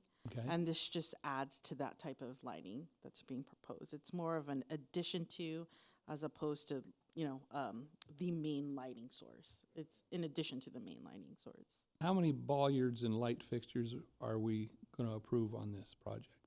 7, which is on the corner. So all 7, are they going to be grouped together like that, or are they going to be dispersed through the area? Let me pull up an overhead of it. So it's kind of hard to see, but on the top left, the light poles are placed between 3.5 to 4.5 feet apart. So they are kind of spread out just on that corner there. Okay. And I got one question for Jason. Remember when we spoke of the mediation or remediation of the soil, which cost you $1 million? Right. Does that become part of the land value or part of the building value? The money we spent remediating, I mean, it's a project cost. I wouldn't call it value. No, I know, but But you had to have a permit to do the work. yeah, it's part of what we're building. So it's, yeah, I guess it would be in the number that's on the building permit, right? So there's a vapor barrier and there's vents. A lot of that cost was consultants getting through the water board. I mean, No, I get that's it. all. But I was just wondering if that $1 million was included in the values. I that think we'd conceptually, approached. yes. I mean, because it's part of the improvements that we're doing out there. So you're gonna, there's some sort of a organization that helps you value commercial property as opposed to residential. Is that what I'm hearing? Well, in this case, we're just following the city's methodology for determining that number. It's a number that's applied to all residential buildings or all commercial buildings. There are lots of organizations out there that apply cost, sort of estimating dollars per square foot for different types of buildings. In this case, it's just a commercial building is valued at this much, and residential building is valued at this much. And what was the square footage on the commercial? It's around 15,000, approximately 15,000. No, 15 million. No, or 50. The size of it, or Well, the no, it's 15,000 square feet. yeah. But you gave a value as to what it would cost to construct that per square foot.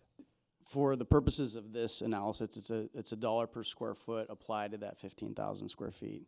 And it was, what did you say it was, Beth? $180 or $190 for the $190. commercial. About $200 a square Right, foot right. for the structure out in front. correct.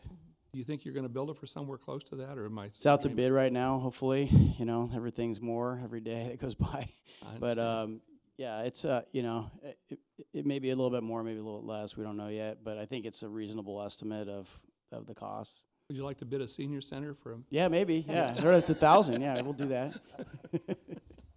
Sounds good. All right.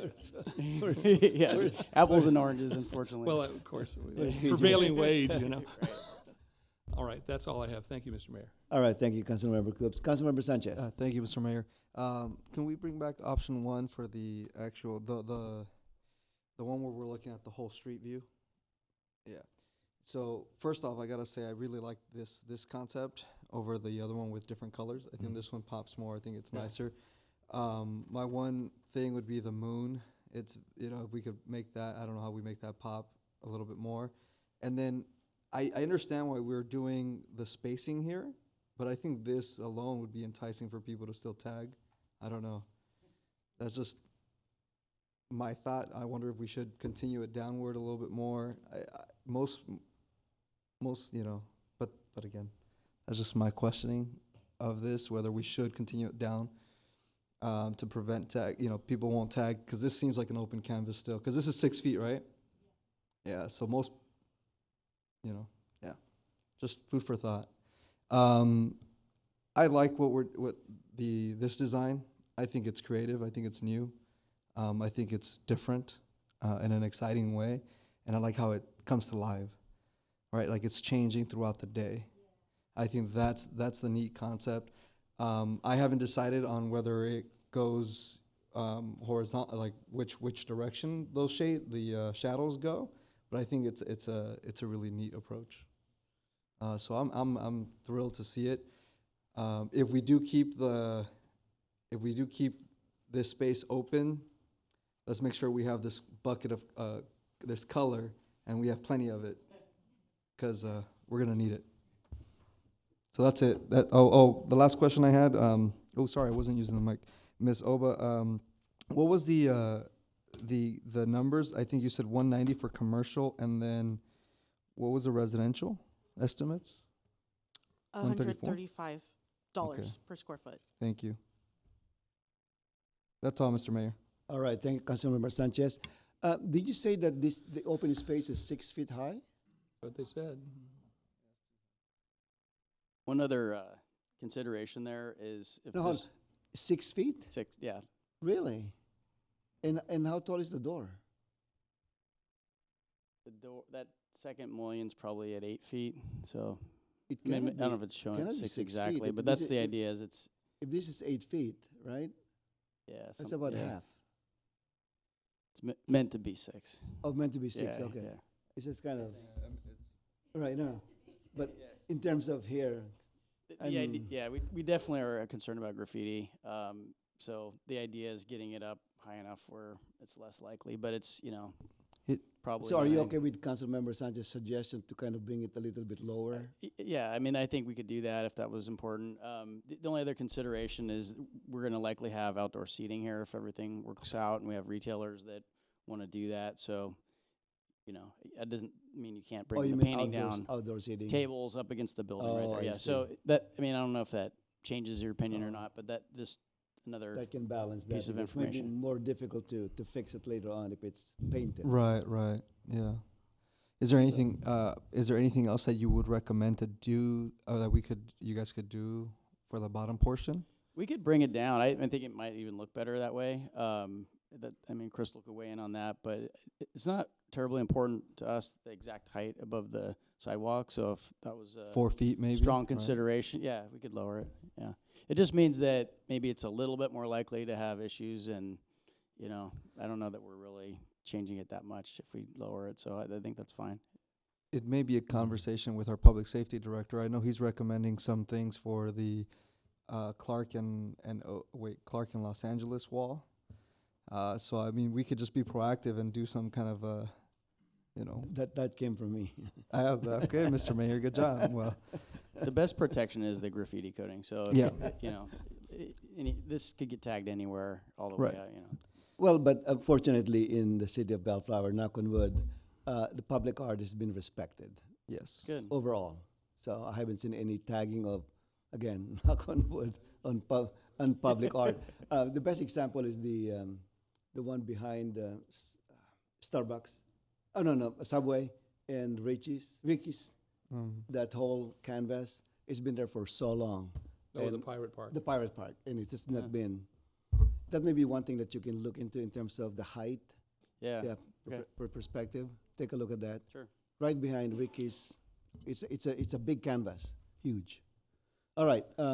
See, I do like this because when Miss Oba asked me, do I want to see the second option, I said no. Because I'm settled with this, but I didn't want to say that earlier. How about the bollards? Can you show us the two different options? Because it seems like we have a consensus on the mural. Yeah, the mural, Right. I think Okay. we're all like the All right. first one. So this is option 1. As you can see, there's different patterns in the flowers, and it's all the same color. Are these well? I can see the dahlia, right? Are these dahlias all dahlias or different? Yeah, so these are all dahlias, and so again, sort of celebrating like the flower farming and the different cultivars. So these are all different types of dahlias. Oh, okay. Because it seems like this one looks very different to me. Yeah, so that's an Okay. anemone flower dahlia, but they're all different like Oh, okay. cultivars So we are of very dahlias. consistent with that. Okay. Yeah. And the second option. Is the history. And this is Okay. the second option. It's all the same flower pattern and multicolored. And again, so these renderings just show different times of day, so the shadows will move, similarly for both. I think I like the monocolor. I do too. Just single. Can you bring it back? The single color. There you go. So it's kind of it flows with the mural. Yeah, I will say with the second option, it could be like the 5 colors that are like the 5 colors in the mural too. So there's some slight variation, but it's all that same family of like. No, but we made the orange selection on the or- mural already. It's gonna be the monocolor. Yeah, exactly. Okay. But so it's not actually all one color. There is a sort of gradient. Oh yeah, different shade. Yeah, they're Different shade. Yeah, shades, exactly. Yeah. Can't see that. But in So- terms of the pattern, it's basically the same color. Yes, Okay. yes. So I was just saying for option 2, rather than, if we can go to option 2, sorry. I know right now it's showing a greater range, but these could also just be within those exact same Right, colors right. from the mural. So there's no yellow like this. Right, It's gonna be right. same shade as the Exactly. mural. Yes. Okay. Yeah. Are you okay with that? Am I Just different variation. But in terms of the color pattern, it's going to be the same. Okay, that was easy. Mr. Mayor, do we need Yes. to decide on which direction they face? Or, I guess basically in one option they all face the same way, and in another option they face different ways. so Thi- just, This is the same way. This is different ways. this is different ways, yeah. Oh, okay. Can you show, So- can you show again the other one? Yeah. This is more confusing than the mural. Is there a pointer? Okay, there you go.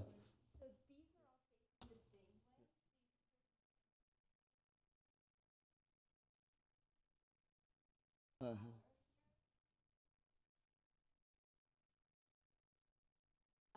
So you can see like it's a little easier to look at the shadows in this one. So you see like the full, it's almost round, that one, and then this one. So all of these planes are facing tilted in the same direction. Okay, okay. And then in the second option, option. you can see like this one sort of is full face at us in this view, but this is like looking away, it like tilted in a different direction, so that they. Oh man, it's a little hard to see this one, but so the shadows are slightly different. It's a little hard to tell in this Kind of one. different orientation, right? Yeah, it's Yeah. basically like in one they're all facing Right, right. this way, and another one they're facing like different ways. No, I like the first one. It's a lot easier to see them. I like Can you show again? Because it's very visible right away. Right. So Right. this will be at like this is one point in time Right, during the day where exactly. you'll get like the full effect at once. So you can appreciate it versus, right away. You can see that. versus the other one where You have to think about it. the effect changes throughout the day, but you'll get like the full effect for at least one flower throughout the entire day, if that makes sense. Yeah. So what I do you like think? the What do you I think? like the Yeah, the second one, I I think, guess you'll be the tiebreaker, Mr. Coops. just because of the, well, let me say Well, why. because the sun's moving it all the time, it really isn't chiseled in stone. You know, Well, it's just because how- it's, Right, Yeah. It's just how it shows. right. So the question is, in one, Yeah. they're all moving together, right. and in the other one, there's a variety of things happening that keeps it I like it moving lively, together. which is the downtown. Well, okay, I'm outvoted, all Okay, right. all right. Sorry. 100 years from now, you won't remember it. All right, so you get the direction there. Okay. I've got a question for All right, Jason, too. go ahead, Mr. Jason, Coops. you mentioned in passing that you thought there might be tables put against that wall where the mural was. Yeah, I think it's possible that we'll have a restaurant on that northern Do flank. you think they would be tables that would stay there, or do you think they'd No, be no, taken in? temporary, because this is a public right of way, so it'd Okay. be just set out and pulled in at night. I was going to say, if they're going to be permanent tables, then we've lost the whole concept of how high you can graffiti. 'cause they're Yeah, they staying can those stand on the tables, right? Yeah, so, Yeah, we've got to raise it even more. right, I mean, when do you stop at that? But if they're temporary, not permanent tables, then they'll just be brought in and out at night. Right, yeah, exactly. All right. Yeah, there you go. Thank you, Jason. All right, very good. Does anyone have want to chime in from the public? Come on up.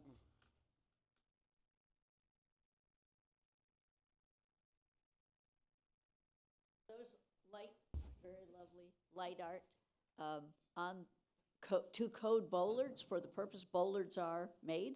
Bollards are made to protect people from dangers and harms. Are they to code bollards? So it's a multi-purpose Yeah. bollards. Safety and Lighting Art. and art, It looks lighting, good, yeah. and lighting, illumination too. right? Yeah. Hi, All right, Cheryl. everyone. I Cheryl, can like you the- just sign Oh, in, please? I like the first choice on both the mural. I like the monochromatic colors. And even if we decide to, I like the first one with the light poles too, with everything facing the same. And what I especially like is the variation in the leaf or the petal patterns on those. It gives more interest. And as I see it, as you're driving down Bellflower Boulevard, coming this way especially, you're going to see those flowers. I mean, it's just going to be right there. And Right. so those first on both of them would be my recommendation. And as Kathy mentioned, I mean, the shades of that color is going to be Right, they're going to be a different, little yeah. lighter, but they're all going to be monochromatic. darker, Right, but all medium. of the same tone. correct, yes. yeah. All right, thank you. Mhm. Thank you. All right. Staff, do you have enough directions at this point? Let me restate, you want to go with option 2 for this section, No, option one. Option one on both. on Option both of one. them, and you want to bring the mural down to 4 feet. a height to be determined by the planning director, or do you want to just set the standard? Planning director. Let the planning director. Planning Yeah. director. Okay, The- so other and they're than gonna that, take a look at the Pirate Park anyway, just for reference purposes. think so. that we have direction then. No motion. Need a motion, need a motion, Uh, Mr. Mayor? No, we don't, It's a consideration item. oh, no, we have to approve. There's a motion to approve. There's a motion. Because the motion Okay. will include the authorizing the city manager. Mr. Mayor, I'd like to make a motion to approve the art in public places proposals for the Edgeway project located at 1641 Bellflower Boulevard, 9742 Main Street, and 9735 Oak Street, with both option 1 on both designs, and the height to be determined by the planning director. I'll second. And authorize the city And manager. authorize the city manager. Number 2. Where's that at? Number Let's two. keep on reading. Oh, and authorize the city manager to take reasonable actions to implement the city council's action. And I'll second the motion. And that's the most important. All right, motion by Councilmember Sanchez, seconded by Councilmember Coops to approve staff recommendation. Roll call, please. Councilmember Sanchez. Aye. Councilmember Coops. Aye. Mayor Santenaz. Aye. All right, thank you, Jason. Thank you, Kathy. All right. One of our easier discussions, Jason. You deserve one of those once in a while.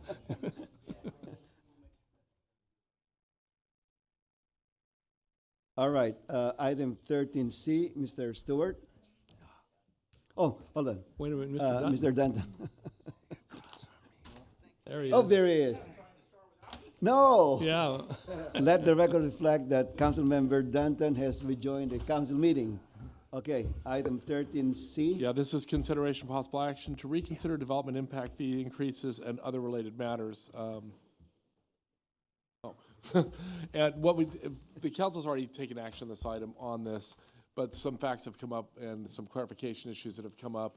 And we decided to put this back on the agenda for clarification for the city council. And I believe Mr. Rhea is going to make the staff report for you.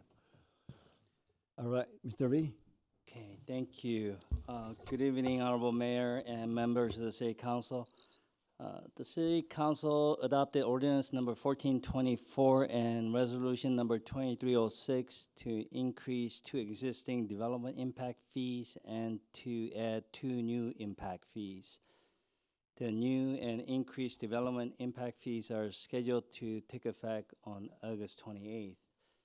At Councilmember Sanchez's request, this item has been brought back for the council's discussion and potential reconsideration, but only for the impact fees that are imposed on residential developments. For the council's discussion, on page 2 of the staff report, we have provided illustrative charts on the current and new impact fees. The city's current fees are per unit base, and this type of fee structure is not valid under the new state law, AB 602. The city's new fees are per square foot base in compliance with AB 602, and they're determined based on the average single-family unit size of 1,400 square feet and average multifamily unit size of 1,000 square feet.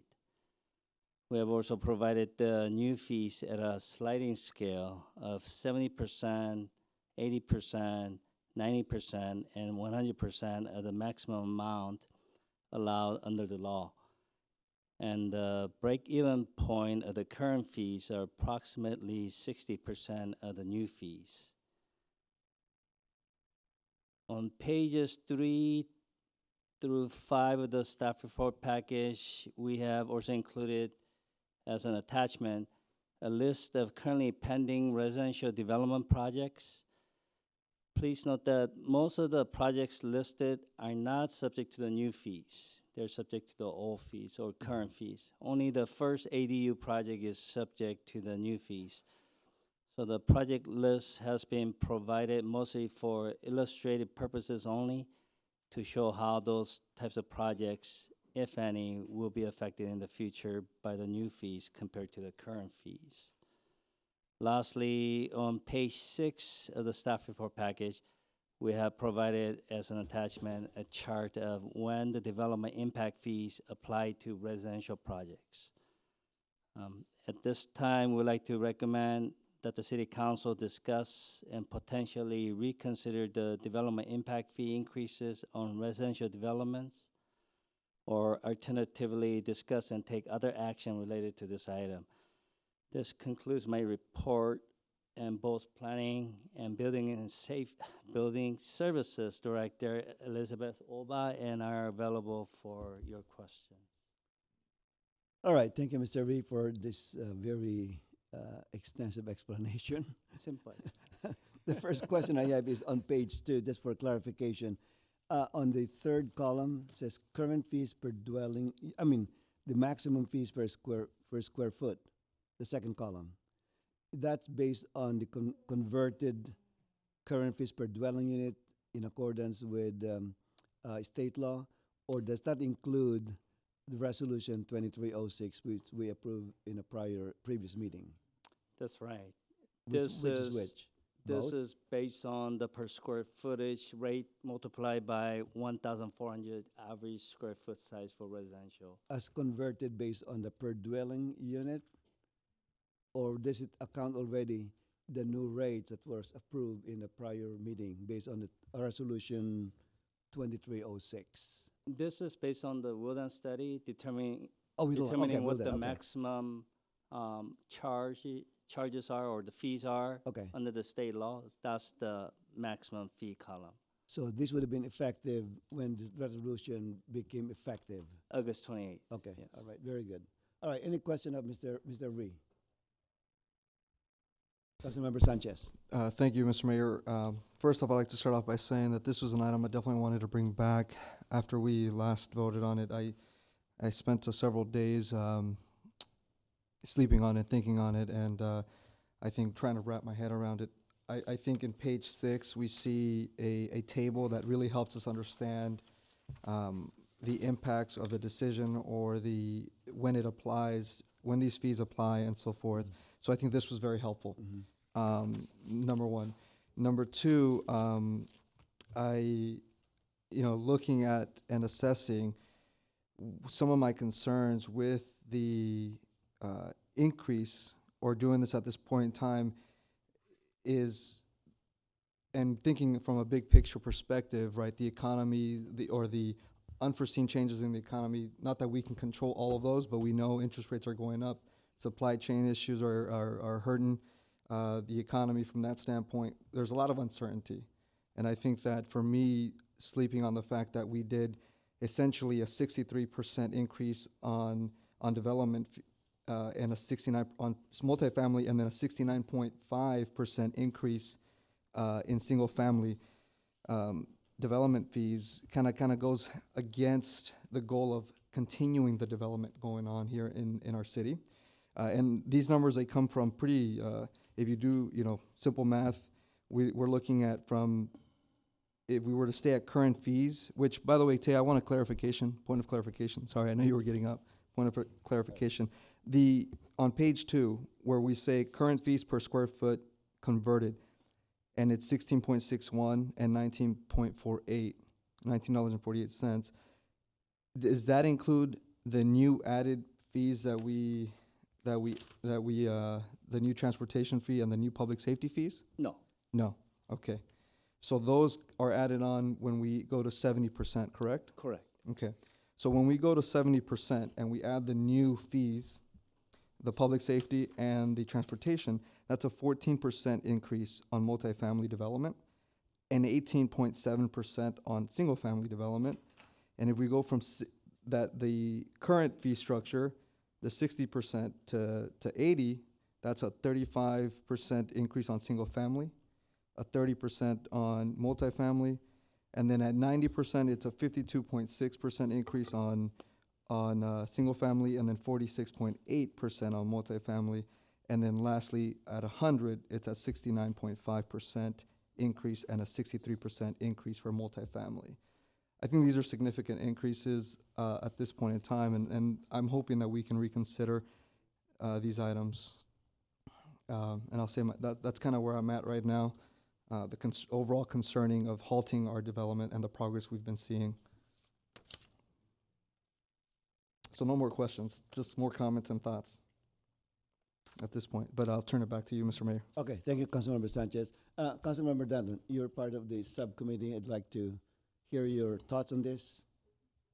So, Mr. Sanchez, I was under the impression when you had your concerns is because a developer came to you and says there's no incentive for me to be building single-family homes, and it was ADUs was the way out. Can you explain that? Yes, What that was point was? that was clarified after our the last meeting when we did this. There was an initial comments made that these impact fees would develop or would be applied to every development. 750 and under square feet, it does not apply. Our development impact fees do not apply. Some brought concerns that, or basically made suggestions, and actually I'll look to Beth at this point, or Ms. Oba, to kind of give us a brief little summary of some of the complaints or concerns that have been brought to the counter since the implementation has been not enforced, but has been communicated out to developers. Could you provide with a couple of samples of that, Ms. Oba? Sure, Councilmember Sanchez. Well, I'll preface it with, even with the past fees, staff got complaints regarding how high they were, the amount of them.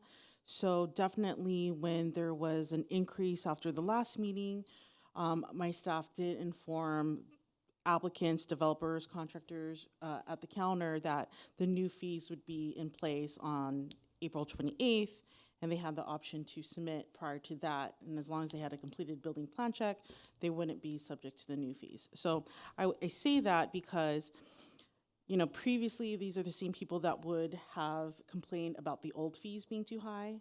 And now they're trying to beat the new fees going into effect. So we have had an influx of plans coming in to beat the new fees.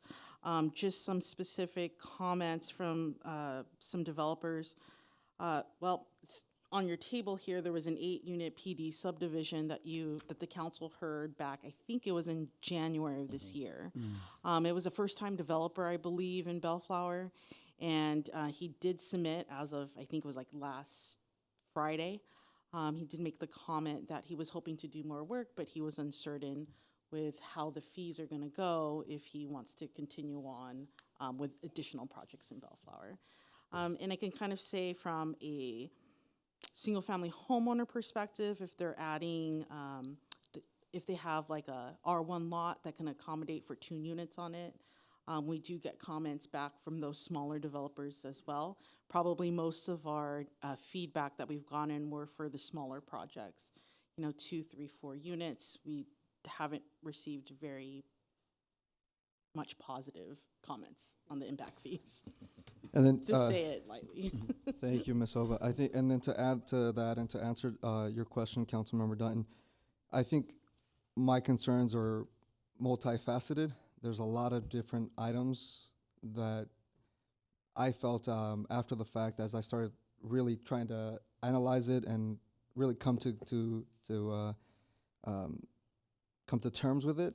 It just kept unraveling, and so there's a lot of different things that are concerning for me at this point in time with the amount of increase that we've done. And I'm first to say that I know I voted yes on it, but I have not been able to sleep on it. Or so it's the first item that I voted on that I could not have. I have not been able to get past. To be fair, Right. Yeah. These fees are for the betterment of the community where open space, parks, it's a park fee is why we call it that. So when you bring in a development that has just one new house on a lot, because we've got a lot of big lots here in town, that brings a whole family to the town. The new family, there's services, there's public safety, and there's parks, especially if you don't have any backyard. And you will go to the park for the kid's birthday party because you don't have a backyard. We have a lot of that kind of stuff in town with apartments. Say, we got 90 high-end apartments getting built here on Bellflower Boulevard. That's 90 families, and there's a park fee that they have to pay, and it all goes into a kitty for the future of acquiring land or making things bigger. Like you saw today, what we're doing, we're building a $11 million building for seniors and youth. But that's what it's about. It's whether we want to, short that fund. But I get it. There's people, and it's mainly developers that come to our town. They want to build and sell and leave. Leave us with the situation with whether you call it overcrowding or they make their money and then they go. Very seldom you're going to see owner occupied and a granny flat or 2 units behind. Those are here in town, but not that many. They're all rented out. Those are the houses that tug on our resources in our good city of Bellflower. And it's whether, I just want to, think of what's fair. There comes a point, and then I said it before, is the last time it got raised, and I forget what year it was, say 2004 or something like that, the sky was falling. That's all we ever heard. None of us were up here.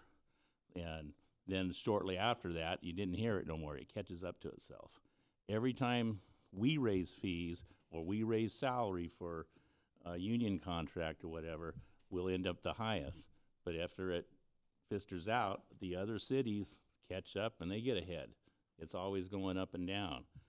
So just take that into consideration as we, do this dialogue here tonight on what you think is fair. No, absolutely. I definitely understand that, and I think that's why the break-even point is so important. One other thing that I've learned after the fact is that the large-scale projects, like the Serrano project and other things like that, they actually have, through the development agreement, they're able to work through those development impact fees and make, a substantial negotiation and negotiate with us to agree on a certain term. They will never pay the, full-scale development impact fees. So I think that the large guy, the big-scale guy can get, gets a break and is able to make the projects like Serrano happen. I think this is more is going to affect more of the little guy, that kind of developer who came in and is going to do 8 single-family units, brand new, 2,400 square feet, and instead 8 of single-family units is not a little guy. well, right, but it's also not 90 apartment units, is what I'm saying. Okay. Like they're still building single-family, and it's quality single-family, right? He's building. If we look on page, was it 4? No, page 3. If we look on page 3, he's building 8 units on a PD subdivision, and each house is going to be about 2,500 square feet. That's almost more than double the size of my house. I think that's a pretty good sized house for a good family to move into. Ms.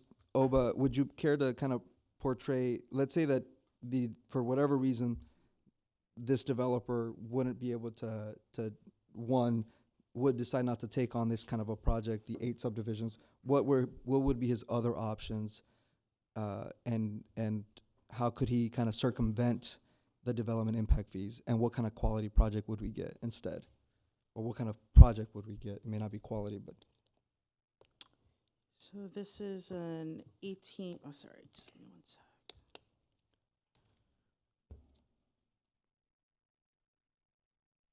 That's the one on Mapledale.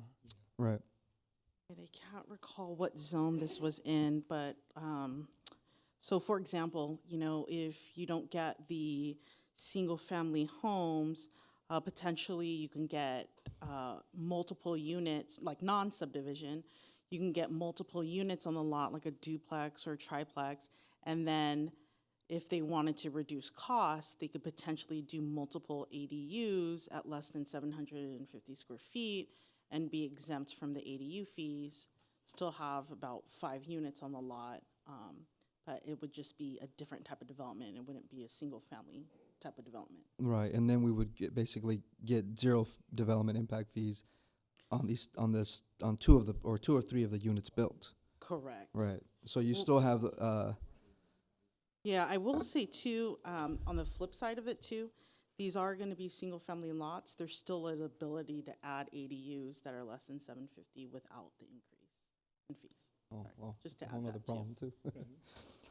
But this Okay. can be subdivided though. The 8 units? It already is proposed Yeah, as okay. an Yeah, eight-unit right. PDD. Yeah, he's So built if them it's, out. if it's not subdivided, then how many ADUs can they build? Potentially, so I'm just gonna do a hypothetical here. Let's say it's an R1 zone. They could do three a triplex and get 2 ADUs. And then if there's non-habitable space within the triplex, they can convert that space to ADUs as well. So potentially 6 units. Okay. All right. So basically, what Mr. Goobs, So, Mr. Mayor, go ahead. what I'm hearing is Mr. Sanchez would like to reexamine the fees and see if, and is there have a proposal as to how you would like to, 60% we're breaking even. Right, So we got to do better than that. right. Otherwise, we're going backwards. I mean, my initial proposal would be to consider doing a scale where we scale it into effect. I think, and then at the end of completion of 100%, allow it for it to adjust annually based off of CPI, is what would be my proposal. So I would say we could do something along the lines of do the conversion, hold off in 2 years 70%. In 2 years after that, 80%, and 2 years after that is 90%. And then at the conclusion, the following 2 years, it hits 100%, and after that, it's CPI every year. And the reason I say that is because this is something that we can analyze every 8 years. Am I correct on that, staff? It's every 8 years that we relook at this.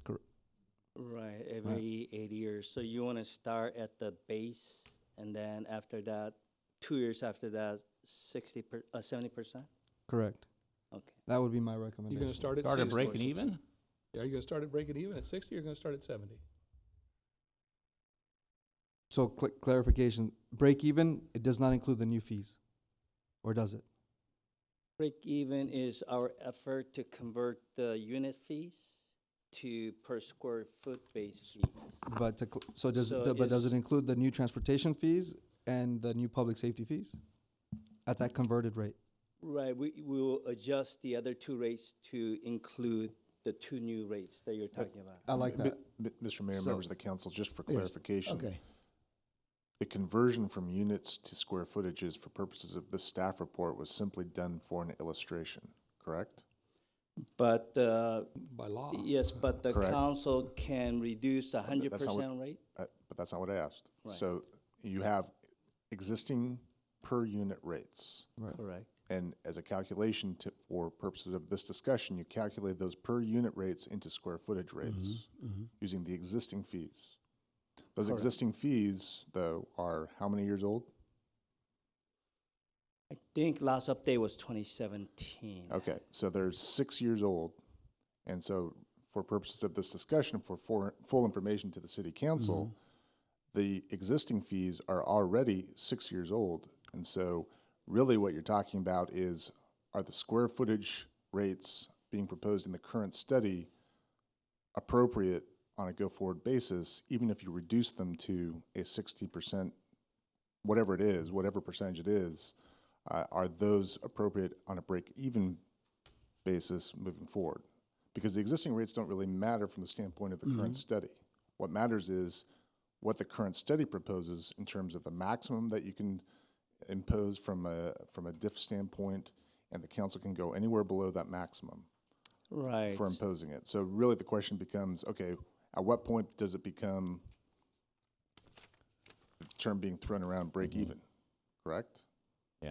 So let me clarify. I thought you were asking about the last Woodland study, but since 2017, we indexed it, I believe, once. So it is a little bit higher, but we have a full Well, new study. but when we say the break even, it is current unit fees. It may not be But properly indexed, like you're saying, but it is a current fee. Hold on. When you say current, is it the Wilden study or what we are charging? What we're charging now. Okay, Right. so it's not. Okay. Okay. What So we're it's- charging behind. now. So we're behind. We're behind already. We're behind. That's So it's Okay. not break even yet, because we're already behind, because the Yeah. current fees are 6 years old, which is where the Wildan study was trying to get us updated to a go-forward basis based Okay. upon current law. It was 2017 plus, it was 2019 we indexed it. Okay, Um, so let's just take well, 2019, but it's 4 years old. I don't know, yeah, okay. Okay. 4 years, okay. But the point is this, that all we need to be concentrating, all the council needs to be concentrating on, though, are the numbers from the current Wildan study.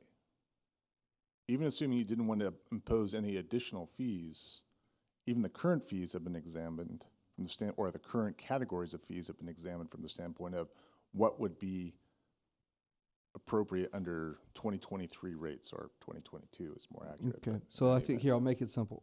I think let's increase it to the 70%, and every 2 years, and it catches up to 100%. After that, allow CPI to take over. Can we do that? And just we can do that, just for clarification. The council's okay with all the categories Yes. that have been introduced. So the question really is, are you going for full recovery of all the costs under the current study, or are you going for something less? And what I'm hearing is, you're fine with the categories, but the council is prepared to consider reducing the amount of the fees to the 70% recovery rather than 100% recovery. And I totally interrupted your train of thought, and I apologize, but It's okay. you're gonna schedule out, start at 70 and schedule out for the next however many years, correct? Right. Okay. So I just wanted to make sure that we were all on the same page, because it sounded like we were sort of shifting around a bit. Well, thanks for the clarification. So what you're saying here is to implement the Wilden study, just to be current, is we need to be at 100%, basically. Just to be current with regard to the fees that we are currently imposing. Right, exactly. We would need to take the Wildan study for those categories and implement just those categories. And that's why I wanted to make sure that the council was fine with all the categories, because there are new categories of fees that we would be imposing. And it sounds like that, based upon nods and consensus, it sounds like the council's okay with all of the categories. Then the next question is, do you want to have 100% recovery on the cost or something less? Well, I think from what I can hear here, there's a consensus to get it at some point in time, 100%. Right. But I think the question now is, how much are we willing to subsidize them to kind of reduce cost, reduce the recovery, for how long? Well, there's two different things at play. It's cost recovery, and then it's the perception of that cost recovery compared to other cities and what developers are saying about it. Right. So I think what I'm hearing is a recommendation on that side of the room from Mr. Sanchez is that in order to limit, we'll accept the cost study for what it is, but in order to limit the criticism and to make sure that we're more on par with the perception of what other cities are charging, that you implement 20%, bump it to 90 in 2 years and 100 a year after that, or something like that, right? Is that what I'm hearing? Okay.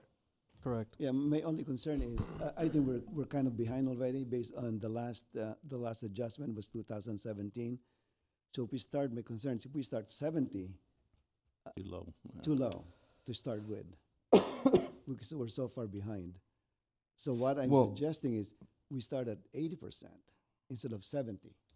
So at least recover at least most of it, if That's not what I was all. thinking. That's where I was gonna If not all. chime in at. Because if at break-even point, we're at 60. Okay, Which is already a negative number. negative number. Right. This is- If we stay at 70, at least, my rough calculation is still negative For 2 years. for 2 years. So if we start at 80 and we catch up based on that until we hit the 8 years at 100%, then CPI, then I'll be more than willing to do that. Can you live with 80% and then 90 and 100? Sounds like Dutton can. Yeah, I can live with that. Okay.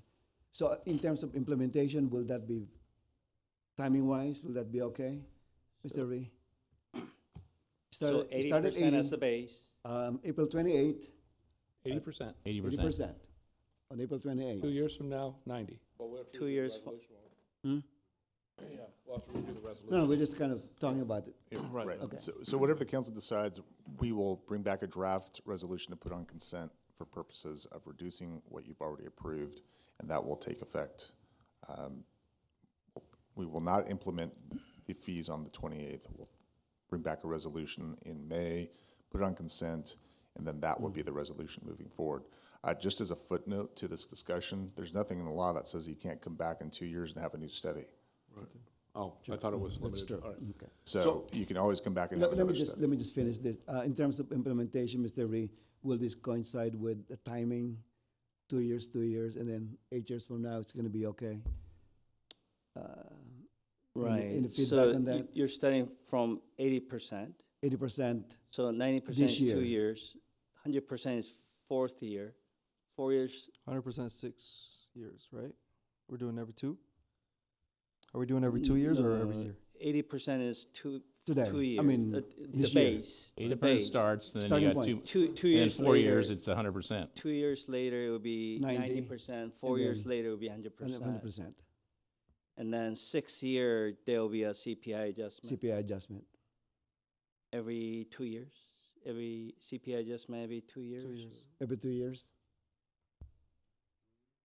Every two? Two. I'll do 2. At least we're not too far behind. Does the state law allow for the CPI? Yes. Okay. One last question. What do you want the effective date of the increase to be? The end of May, the April 28th, or when do you want to do it? 60 days. 60 So- days, that's the resolution. Gotcha. So you're gonna bring this back at the next council meeting? The first meeting in June, okay. Oh, no, first meeting in May? Okay, You're going to take public testimony? yeah. We haven't heard the last of this yet. Okay, anyone from the public would like to chime in?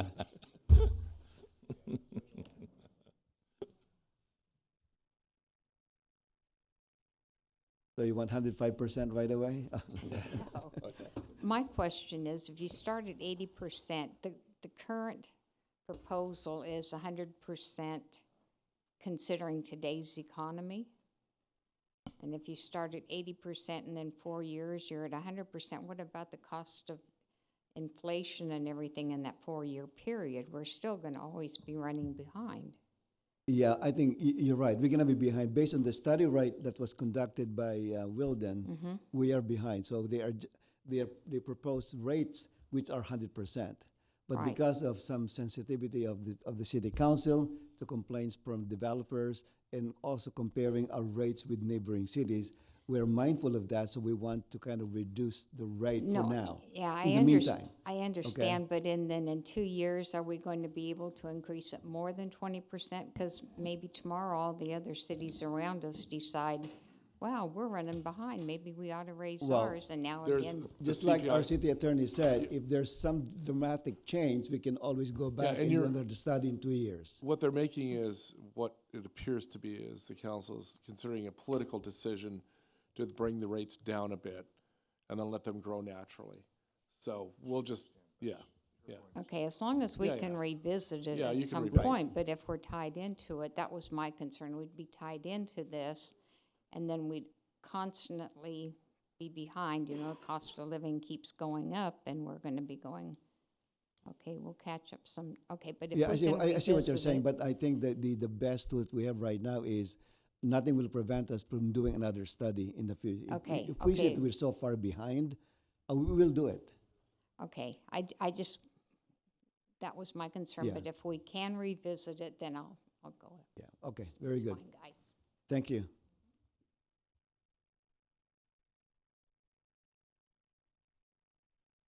Name is not on here, so do I just put my Please name sign down? in and just state your name for the record Okay. to help our city clerk.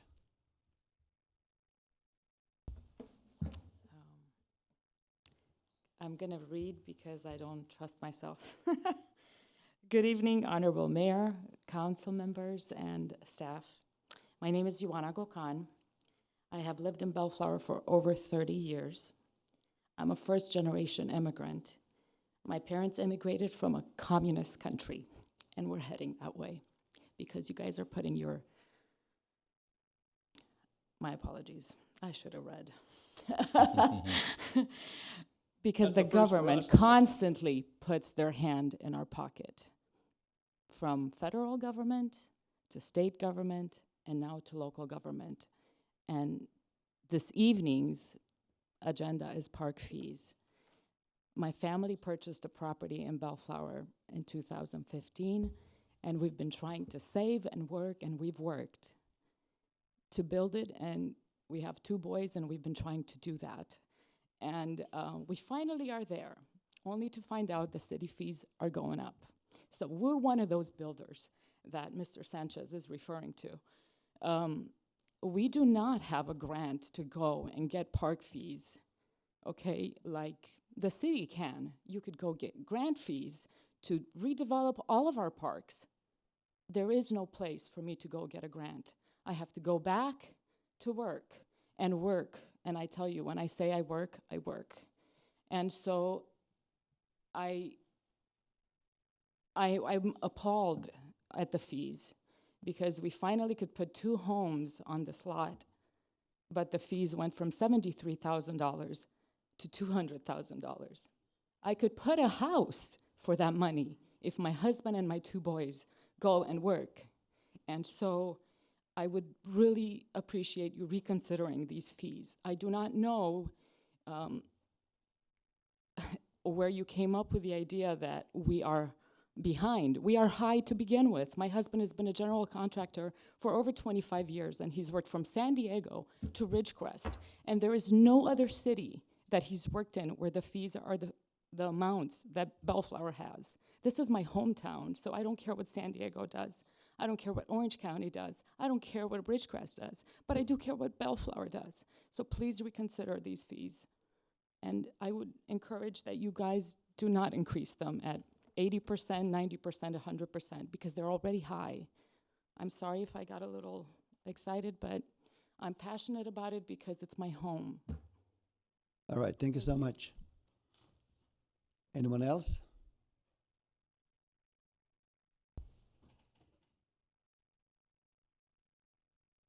Good evening, Mayor, council staff. My name is Robert Wilson, and I'm a lifelong 3rd-generation resident of the city of Bellflower. I'm here to discuss the proposed building fee increase. I've heard just rumor that it's equal to $30 per square foot, livable square foot for a park fee being discussed. The typical building cost for an average quality single-family dwelling to be constructed is between $200 and $250 a square foot locally, based on Marshall and Swift Cost Handbook and other building sites. For a 2,000 square foot dwelling, the $30 per square foot fee alone would be $60,000 on top of the $200, $250 per square foot to build. I think the fee increase that you all are discussing is reckless and possibly irresponsible. My family has been investing and purchasing properties with plottage throughout Bellflower for over 40 years. We have sold off some of the properties for new developments. 2 of the developments are in the agricultural estates. I live in one of them, and Dan Coops lives in the other.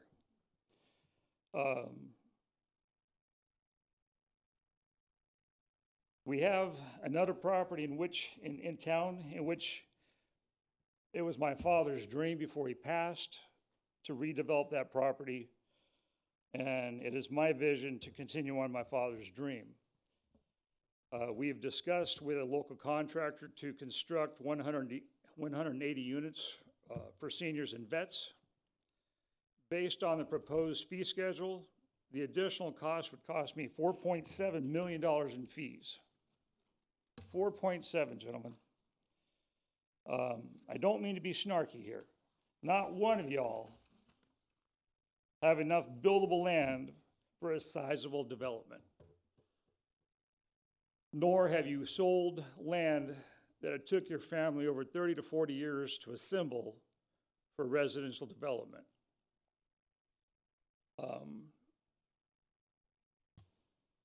The fees were raised in the early 2000s. It did not stop the development, though I heard that it had no impact on the development.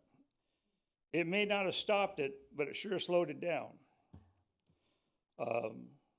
Our city's current fees are above, and in some instances, double what our neighboring cities' building fees are. This includes Norwalk, Cerritos, Lakewood, Paramount, and Long Beach. You all should be commended on the growth that we have seen in the last 10 to 15 years. But with a proposed fee increase, we will cease any new development for some time. And further, it might possibly have a negative impact on our property values as well. So, thank you for your time. All right, thank you. Anyone else would like to testify? Okay, thank you. All right, gentlemen, what's your pleasure?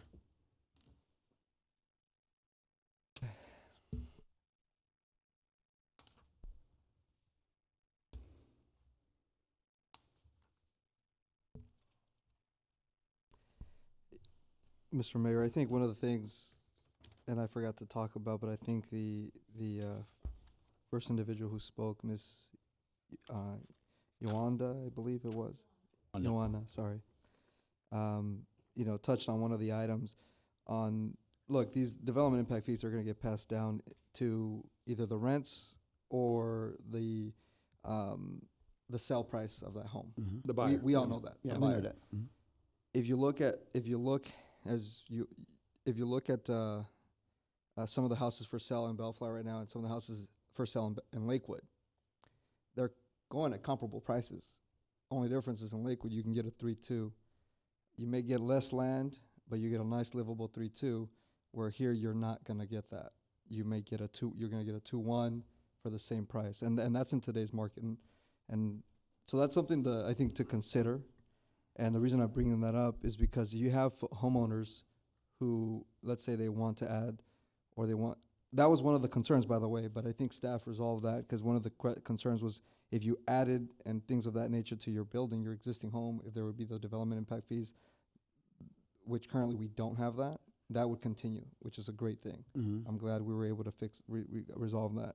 But I think there are, I think we do have to understand that the development impact fees will be passed on, and I think in the future, or not in the future, but now and in the future, it will discourage home ownership in some areas, or at least comparable to the neighboring cities. So just food for thought. That's the one thing that I forgot to mention too. Okay. So, yeah, I'll leave it at that. All right. Councilwoman Dutton, any final thought? Or would you like a motion? Either way. I'll go ahead and make a motion for what we discussed as the 80% with a 2-year bump, 90 to over 4 years, get to 100. If I may, Mr. Mayor, before we make that motion, Councilmember Dunn, I apologize. Okay. I want to. There's no second on it. Go ahead. I want to ask Even Tay. if there's second, we can discuss. I want to ask Tay, and I'm backtracking a little bit, the new development impact fees, the public safety and the transportation, what would that put us at? If you add that next to the immediate transfer of the conversion that you have, the current fees per square foot conversion, adding those two new fees, what does that put us dollar amount wise? And I should have prepped you for that one. I didn't quite sure exactly what you're asking, but So in when we approved this in March, we added new transportation fees and public safety fees that we've never had before. correct. Right, those are new.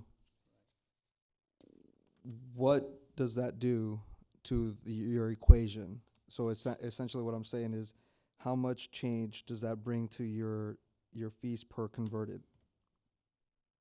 When you convert it from units to square feet? I think, So- for clarification, I think what he's trying to ask is on page 2, there's a current fee for a square foot of 1661 for single family, right? Right. And then multifamily is 1948 per square foot. So if you add 182 plus 6,860 divided by 1,000 square feet, that will give you the additional dollars, So, right? so the converted fees, 1661 and 1948, those are conversion of existing fees. Existing fees apply on public facilities and parks. Right. Yeah. They do not exist for public safety and transportation. Right, so he wants to add public safety at Right. 182 in your illustration here, right? Right. 182 plus 6,860 divided by 1,000, correct? Yes. On schedule, on page 2, on the left, top left Right. chart, maximum fees per square foot, Right, 182 and 6890. 6,860. Sorry, my glasses again. 6860. You need new glasses. Oh, our finance is in trouble. Mr. Stewart, can you? Okay. Mr. Sanchez, is that what? Yes. Okay, okay.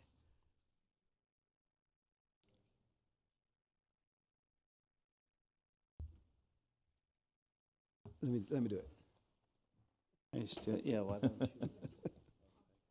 And sorry, I know I Sorry, could have I'm s- asked that. I didn't think of that question until now. Yeah. If we implement the public safety and transportation fees at 100% and add it to the converted fee, the multifamily rate will be $23.57, and the single family rate will be $21.64. Okay. So $2 and some change for So multifamily. For multifamily, it's about close to $4, and then the single family is about $5. Because this current single family rate is only $16.61, and it Mhm. will go up to $21.64. Okay. So what I would, if I would propose this, we're adding new fees. Let's add those fees at 100%. That brings it right above 72% instead of the 80. Let's let that be our start for our increase here today, and then from there let it work its way in. Does that make I don't know if I'm making sense. I apologize. Say it again. So we're introducing in this resolution, we're introducing new fees. Mhm. Let's introduce those new fees at 100%. We've never had them before. Let's introduce that. That puts it at about, instead of 80, it's about a 71 or 72%, right? And then let's then fizzle in the rest on the scale, like how we said we would. Starting at 70 or starting at 80? Starting at whatever that number would be, 71, 72%. So just for clarification, if the two new fees are already implemented at 100%, then only the existing fees will be adjusted later on. Correct. Is that way? Okay. Correct. We basically were, lowering the blow, or like reducing the blow, I guess. Well, why don't we just start everything at 80%, including the park fee and then the public safety and transportation? That's a 30% increase. No, it's going to start instead of the 100% as proposed initially. Right, but I'm talking about from the fees though. We're going from a 16.61 to a 22.53.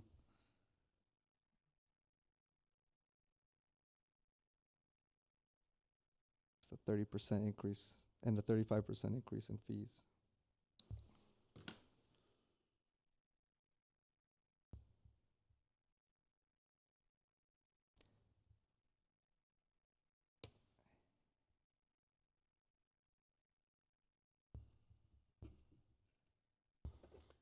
All right, Mr. Danton, what do you think? I got a motion on the floor. I got a motion on the floor, okay. Can I do for- a second motion? Before you do that, A substitute motion. well, there's no second yet. Okay, then Okay, I'll hold make on. But for clarification, do you want to start public safety and transportation at 100% this year? Or you want to start it similar to the other fees at 80% starting this year, and then 90 2 years later, and then 100% on year 4? Yeah, I know what you're get that. I don't know why Mr. Sanchez thought it was more, because we're lowering it. We're lowering the public safety fees and the public works fees from 100 to 80. I can go either way on that. It doesn't matter. It's a lot simpler to me. But What'd you do, 80 on both? Yeah, on all of them. On all of them? All of them. Can you work with that? That'll save some more. 80%, all of them. Well, my substitute motion was gonna be basically I mean, it's equivalent to starting it at 70, I guess, which would be a 14% raise or a 15% raise instead of 30. But, All right, well, let me second the motion, all the right, current motion, and so we can start the ball rolling. okay. okay. Okay, the original motion. Okay, With the 80% on, my motion was 80% On all. under the parks, and leave the others alone. oh, okay. But now you're gonna go 80% on parks and, on all Well, across. unless somebody else wants to make a motion, and mine dies for lack of second. Okay. Sorry, what was the motion? The motion was 80% Who seconded? on. Oh, you didn't? He No, seconded. but hold on, my second was on the assumption that it was 80% on all. Yeah, Okay, that wasn't my original motion. Okay, so- Those words didn't come so, out, yeah. so I'm not I seconding. said I could go both ways, is what confused you is, I was still discussing it in my head, so. I was waiting for more dialogue. Okay, all right. Well, I'll make the motion to implement 80% on year 1 on all the fees, public facilities, parks, public safety, transportation on year 1, and then 90% after year 2, and then year 4 at 100%. I'll second the motion. Okay. I got a question for the attorney. All right. If we vote and this goes 2-2, the original motion still goes? That we passed weeks ago? Oh, the resolution will take effect, Yeah. yes. Yeah, take effect on the 28th. Correct. Yeah, yeah. Yeah, if the votes can continue. That, I know that. I know that. Okay. All right, roll call, please. Hold on. So the motion is 80%. 80% on all. Across the board. On all, And you, across the board. I seconded and you his seconded. Motion All right. by the mayor, seconded by Councilmember Coops, to implement But if it does what go I forward, he stated. can go back to his 100%. I see what you're doing. I see what you're saying. All right, any substitute motion? I didn't get last chance. All right, roll call, please. Councilmember Sanchez, Aye. Councilmember Denton, Aye. Councilmember Coops, Aye. Mayor Santenaz. Aye. Motion See? carried. We all agreed. We all agreed, okay. All right, last item, consent calendar. Anyone would like to pull any agenda, on the item on the agenda? Oh, let me start with conflict. Sadistic. Hold on. Let me start with conflicts. Any conflicts? Mr. Mayor, Yes, sir. 14G, I'm out on because I have property near the Edison right-of-way, so I will be out on G G, okay. 14. 14G, okay. Any other conflicts? Councilmember Dutton? I don't think so, but I better look. No. You're good, okay. All right, I just want to pull item 14E, just for a comment. The item 14E is on the car show, sponsored by the Bellflower Noon Lions Club and the City of Bellflower. I just want to thank the Lions Club for continuing this car show. This is the biggest draw, I think, on Bellflower Boulevard every year. It draws a lot of car enthusiasts, a lot of guests, and I also want to commend our Parks and Rec staff for working with the Bellflower Noon Lions Club to make sure that this is a tremendous success. Okay, any motion for the consent calendar? Move the consent calendar. Move it, second it. Motion by Councilmember Danton, seconded by Councilmember Coops to approve the consent calendar. Roll call, please. Councilmember Sanchez, Aye. Councilmember Dutton, Aye. Councilmember Coops, Aye. Mayor Santenaz. Aye. All right, council comments. Councilmember Sanchez, No report, Mr. Mayor. Councilmember Dutton, No report, Mr. Mayor. Councilmember Coops. No report, Mr. Mayor. Wow. All right, just I don't wanna outdo I'll just make it real quick. I just want to thank the Bellflower Symphony Orchestra for a wonderful concert last Saturday. It was well attended, and I commend all those young artists. There were 6 of them who performed, and based on the information that I got during the concert, there are about 30 contestants. They selected the top 8, and 6 performed, and they were just awesome. You wouldn't think that they are young artists if you didn't see them play, but they were just tremendous artists. So with that, this meeting now is being adjourned to the next regular council meeting of the Bellflower City Council at 5:30 p.m. on Monday, May 8, 2023. This meeting is adjourned.